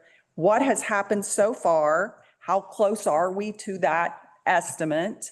And then it also takes a look at, and what happened last year? And then we take a look at those variances. At our last board meeting, we took a deep dive into our assumptions for the forecast, and we looked at our past and kind of looked at those trends and put some realities to what did occur. We also took the step, and you've mentioned it already, of adopting a financial parameters resolution to limit the growth of our total general operating expenditures by an average of 3.5% for fiscal years 26 through 30. And then during our academic retreat on October 13th, we also reviewed our financial status. We highlighted the permanent improvement needs, and we also did some levy modeling as a group. So I want to stress that our current cash balance for the month ended September 30th, 2025 is strong at $51 million, which represents 48% of our annual expenditures and 167 days of cash on hand. It is well above the board's minimum target of 25%. And it's worth repeating that this district has stretched the money from the last levy ask in 2016, nearly doubling the length of time that we thought the levy cycle would last. Our expenditure per pupil of $14,653 is below the average of our comparable districts, while our performance index, which Mrs. Lawson went over tonight, is considerably higher than the state average. So we do believe when we look at that ROI, that return on investment, we do believe that our community is getting a tremendous value for their investment. Gonna look at it. So, so I'm going to turn it over to Mr. Burson now, and he is dived. Thank you, Mrs. Logan. I would like to apologize for my voice if you're like many Cincinnati Bengals fans on that day you were cheering for 3 quarters, not for the 4th quarter. But all right, let's dive right into the monthly financial. You'll see on this that we did go ahead, even though we're talking about the September monthly financials, that we went ahead and updated this with the October forecast that was approved at the October 8th meeting, just to have the most current figures to compare our financials to. So September, go ahead and go to the next slide. September does reflect the first quarter of the fiscal year. We're happy to report that general fund revenues and expenditures are tracking as expected. While still early in the fiscal year with only 25% of the activity completed, trends are generally consistent with the assumptions used in our most recent 5-year forecast. So for our revenues, revenues through September came in at 41.4 million, or 39.7% of estimated annual receipts. And that's compared with the 44% at this point last year. It's important to note the major difference there is that the state did delay its payment for that homestead and rollback. Last year, we did receive that payment in September. This year, we received it in October, and that payment was roughly $2.5 million. So that makes up a big chunk of that revenue right there. See, in our tax collections, and other local revenues remain in line with forecast expectations. It's also worth mentioning that, our state revenue, we're anticipating it's going to increase by 18%. Those payments aren't reflected yet. That is actually reflected with our October number 2 payment from the state. So you'll see that in October's monthly financials. Are there any questions on the revenue side? We'll move on to the expenditures. For our general fund expenditures through September, we're looking at 26.4 million, or 24% of our annual estimates, which you would expect being a quarter way through the year, that your expenditures would line up roughly about 0.25%. So our personnel costs are tracking within expected ranges, with the wages slightly higher due to contractual timing of the pay periods. And for an example of that, our July and August payments for our teachers are wrapping up their contracts from the previous school year. That's the way those typically do line up. And looking at since we had our September and October payrolls already posted, we decided to look at that actual niche of our wages with the certified staff and their regular contracts. And we're happy to report that through looking at that, the increase over last year is 1.2% increase in that particular set of wages. So we'll see that number go down, 4.4% will go down over the next few months as our. That's what we would anticipate that going down. And which lines up with what Mrs. Logan presented already at the last board meeting, was that the overall projection for wages is a 1.9% increase. This is directly related to a responsible staffing that we're continually talking about through Mr. Level and all the other leadership buying into responsible staffing. Because we do want to note that for that largest group, that SEA, they did get a 3% increase on that 9.5 pay. And we also have a step increase, which accounts for about 2%, which those that did move up steps with which most do every year. And so we believe our assumptions, we believe our assumptions for the benefits, are reasonable, and our open enrollment for health and dental insurance will begin a week from today, actually. Mr. Lovell is going to appreciate that plug, because if you're an employee watching or going to be watching, get out there and complete your open enrollment. Yes. We get excited about that. We want you to know your benefits and what's available to you. And just like the nationwide trends for our benefits, we are going to experience a 9% increase, but that doesn't take in effect until January 1st. You'll see the 8% increase on the slide from, from last year. Well, last year, or this January 1st, we had a 10% increase in our healthcare and dental premiums. So that 8% is below that, which there is some correlation there to that responsible staffing as well. And all the other expenditures seem to align, with our assumptions. Are there any questions on the expenditure side? No, I would just like to say, that I really like the 1.5% number in the bottom right-hand side. Yes, we do too, as well. Mhm. Thank you. Okay. Thanks, Mr. Burson. And I've already gone over the cash at the very beginning. So if no further questions.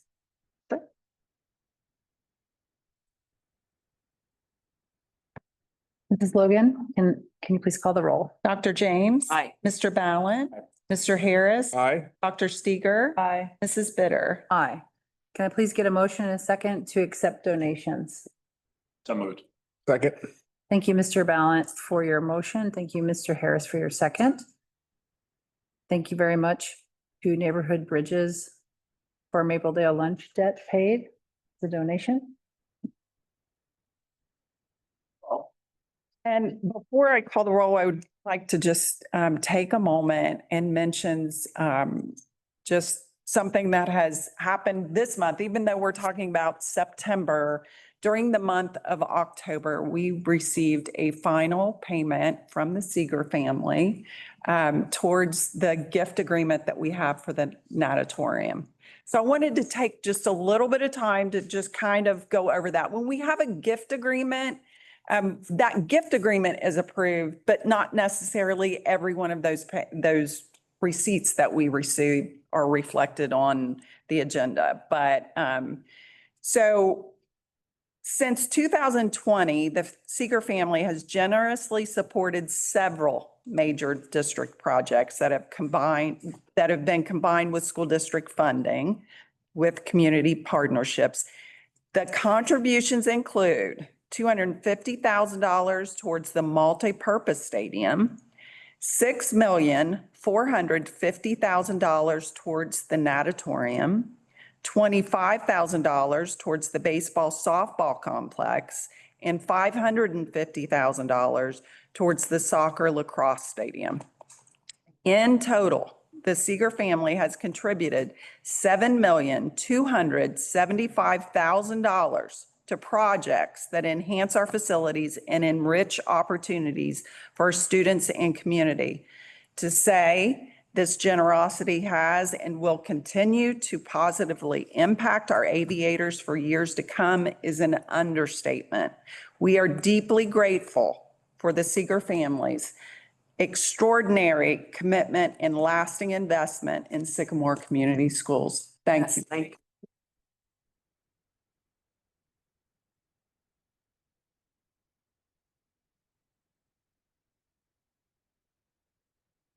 Thank you, Mr. Seeger. I appreciate your generosity for our district. Mrs. Logan, can you please call the roll? Mr. Ballant. Aye. Mr. Harris. Aye. Dr. James. Dr. Steger. Aye. Mrs. Bitter. Aye. Next item is other board business legislative updates. I think Mrs. Logan's going to help me with this one because this is kind of Yes. Complicated? and confusing as well. And, I think that was kind of the intent. So the General Assembly moved back into session and they're going over some tax bills that have now moved to the Senate. So, and I was talking to Mrs. Logan a couple of days ago. So she said she would help me out with some of this. Yes. Probably has a better grasp when explaining some of this than I do. So there are 3 or 4 different bills that are moving quickly through the state and through the House and the Senate. And these basically, they will impact Sycamore in this way. They will basically cap inflation as it relates to inside millage. And so right now, inside millage does grow with inflation. And what this legislation will do is it will cap that to the GDP deflator. So it would cap that growth. The other thing it will,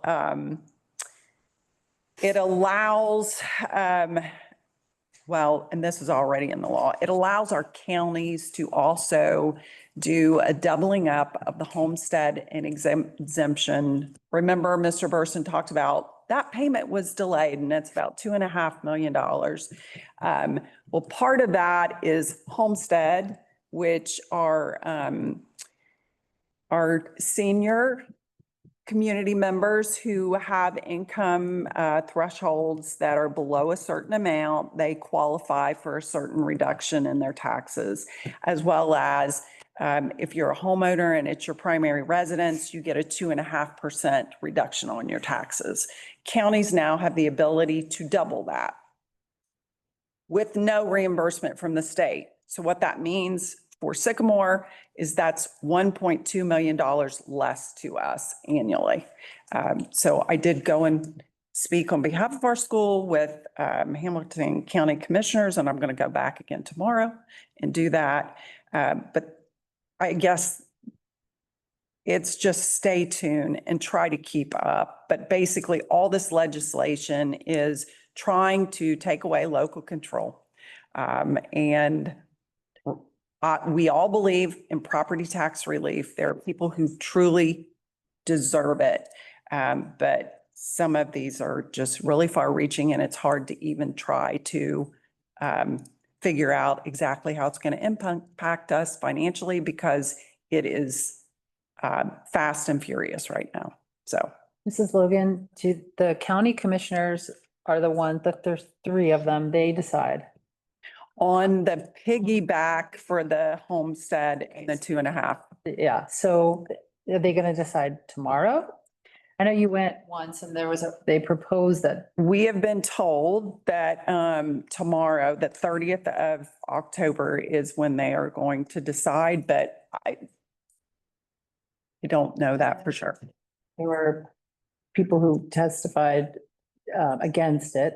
But you're giving testimony to the commissioners themselves. That is correct. That works, okay. And then they're gonna decide for all of Hamilton County what every school district, what money would be impacted. Every school district would be impacted, right? Every school, townships, municipalities, the county itself, we would all be impacted by this. And the issue is, it's not that it's not a good thing. The problem is there's no reimbursement from the state for this. So that's where the problem is. They have. One another, like a taxpayer versus a township or the. It's unfortunate. This is really taking money from public schools. It is. And police and fire and townships. Correct. Everyone else. Yep, I agree. And Senator Blessing did show up at the county commissioners meeting last week, and he urged them not to do it as well.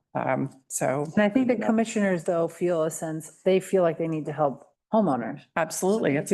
They feel like they need to help. I mean, naturally would for their constituents, but the problem is it's going to also hurt the entities that provide services to the citizens of those communities. And the legislature has not given any remedy to anyone, really. It's a shell game. Yeah. It's, okay, we'll reduce it here, but then you're going to have to come back and ask for more because you need the money for education, police, fire, streets. Yes.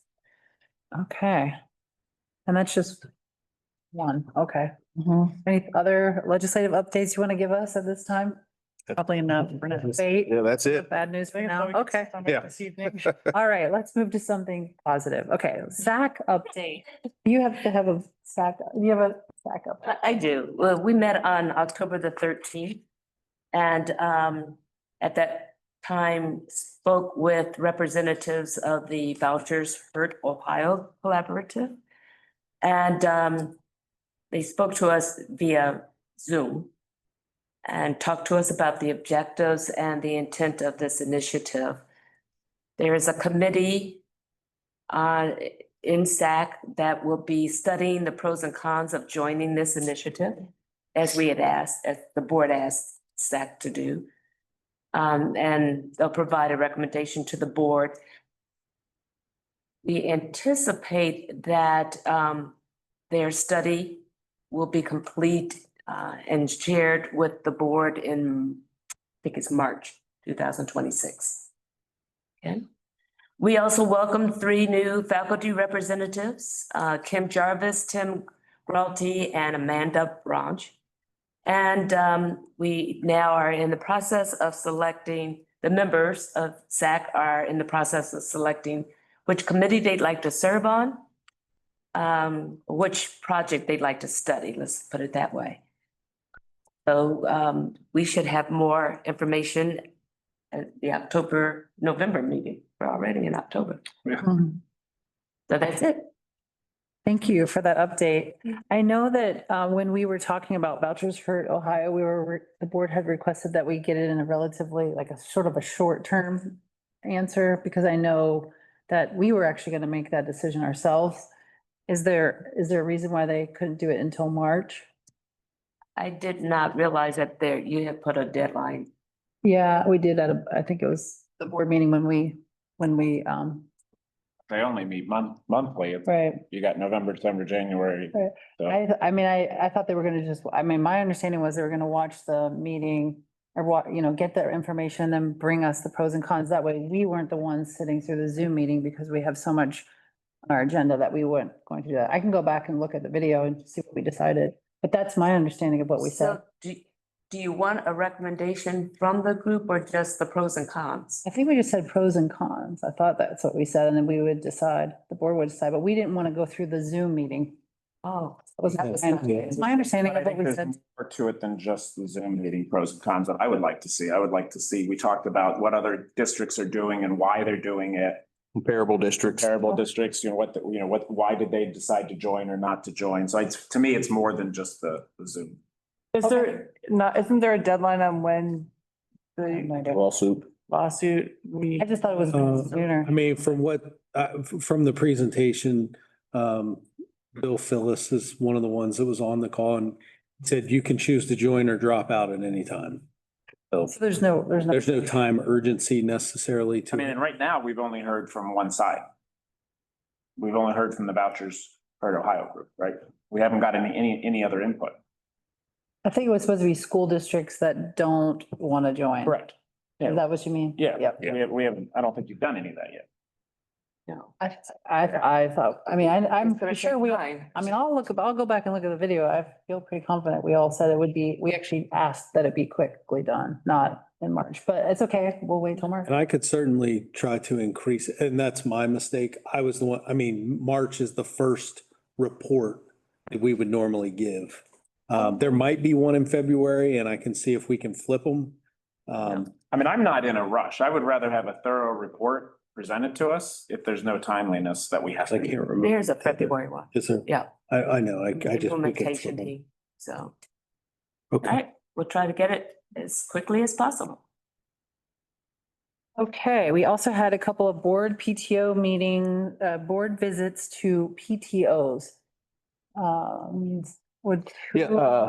Dr. James and I went to Green School PTO that was just Monday. With Mr. Lewis. Mr. Lewis, completely blank. It's a long night. Yeah, there we go. And it was a good group of parents. We basically talked to them about the process of being a school board member, what school board members do, what school boards do, and how they work. So it was a lot of information for them. I think there was a lot of, I think sometimes people get a lot of preconceived notions about what school board members can do, okay, and what they can't do and different things like that. So we kind of talked to the parents about that. They asked some really great questions about, why you ran for school board and, the process of getting on a school board, which you have to go through and different things like that. It was a very interesting and informative session. Some really great questions from the people at Green School. So we appreciate their time. We appreciate all the parents that came out that night and talked to us, and it was a lot of fun. Then there was a high school PTO visit as well, right? There was. Mr. Ballin? weren't you? No, it was you. It's Miss. Oh, I thought it was the two of you. Mr. Harris, you were with me? Yes. I was, yes. That wasn't that long ago. Continue on if you wanted to keep talking, or you want me to jump in? You go ahead and jump in on that. So very similar at the high Yeah. school. They gave us a list of questions, that the PTO came up with around, different issues in the district right now, as well as function of the board. And we talked through, questions, so. Well, Great engagement. while you're talking, would you like to do the academic retreat recap for us? 'Cause that's- So, I would just say, in the sake of time, we did hold a full day academic retreat. So a big shout out to our administration, particularly principals and assistant principals, that really did a deep dive into the state report card like we saw earlier today. And really, were very vulnerable with themselves of calling out, where the challenges were, where the opportunities were, and really important to celebrate the amazing things that went on. But working into, where we need to improve and some ideas on how we can improve and really start to look at ensuring that, again, all students are reaching their full potential within our district. And then the second half of the day was, like Mrs. Logan said, a deep dive into different financial options. So one of our favorite days, because we get to interact with all the building principals and assistant principals, and really look at the data behind it. It really demonstrates what a great job our teaching staff and our administrators are doing. You can really get in and see, one of the big things that I was going to comment during Lawson's presentation is the gap closing. And to see that gap closing, that used to be when I was teaching the big bugaboo, and now it seems like it's something that we're really doing a great job with. So to see that improvement and to see the hard work of our teachers, that's a really inspiring day. So that's a great day. So thank you, guys. And I would like to say that as a board, that has been something that we have, and as an administration, we have focused on gap closing purposefully. That was not by accident. So that is seeing that progress is really important because it shows our commitment to making sure that all our kids have student achievement. All right, we have any other board members want to bring anything else up? Okay, meeting is adjourned. Thank you.